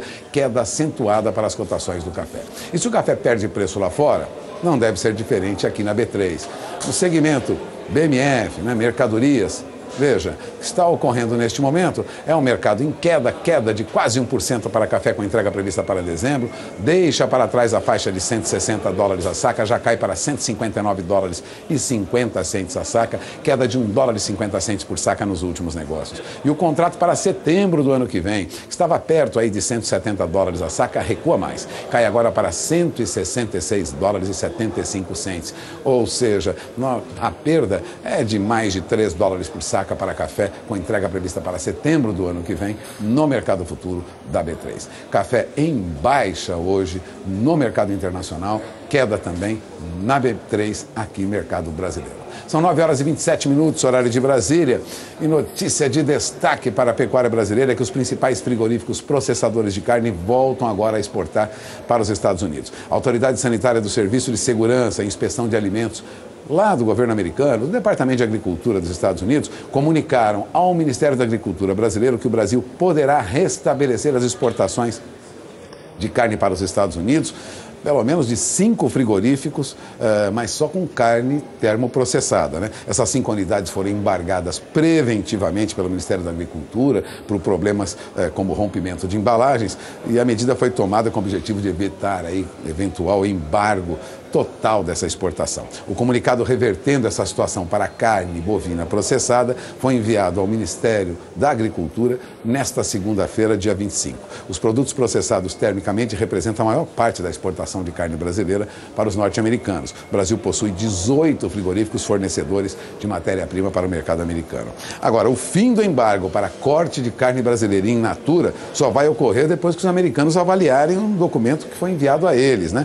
Em resposta a questionamentos que fizeram, né, missão veterinária norte-americana que esteve no Brasil no primeiro semestre deste ano. A previsão é de que ocorra a liberação de carne in natura brasileira para o mercado americano, mas isso depende aí de uma aprovação e só deve ocorrer agora em outubro. E o que ocorre no mercado de boi gordo? Bom, os preços estáveis, a pressão de baixa é um pouco menor agora, mas em São Paulo os preços se estabilizaram na faixa de R$ 146 arroba, Minas Gerais boi gordo na faixa de 137, Goiás 135, Mato Grosso do Sul 136, Mato Grosso na faixa de 132 arroba. Em São Paulo ontem até uma recuperação, os números do CPEA mostravam isso.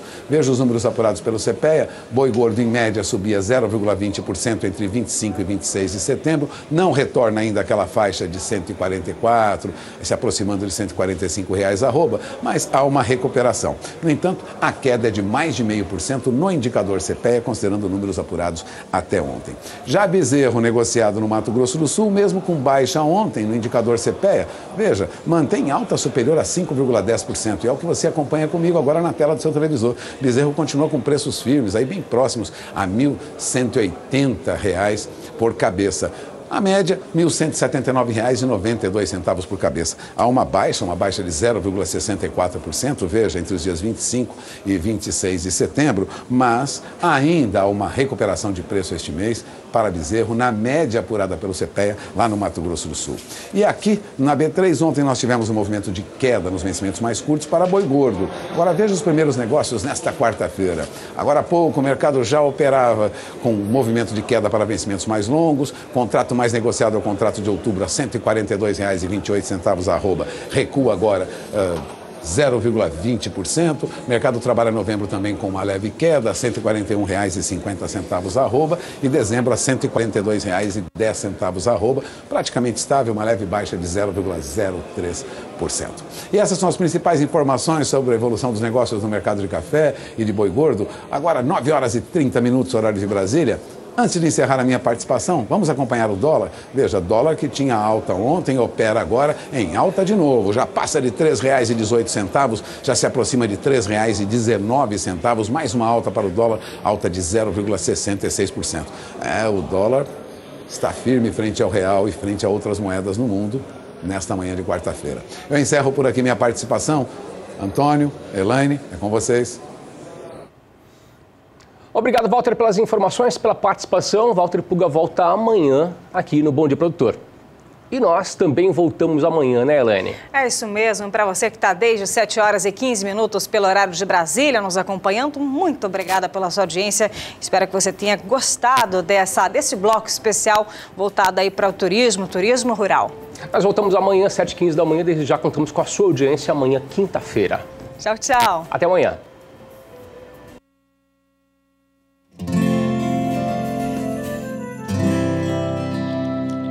Acorda que o galo já cantou e o sol já vem fazer brotar mais um novo dia.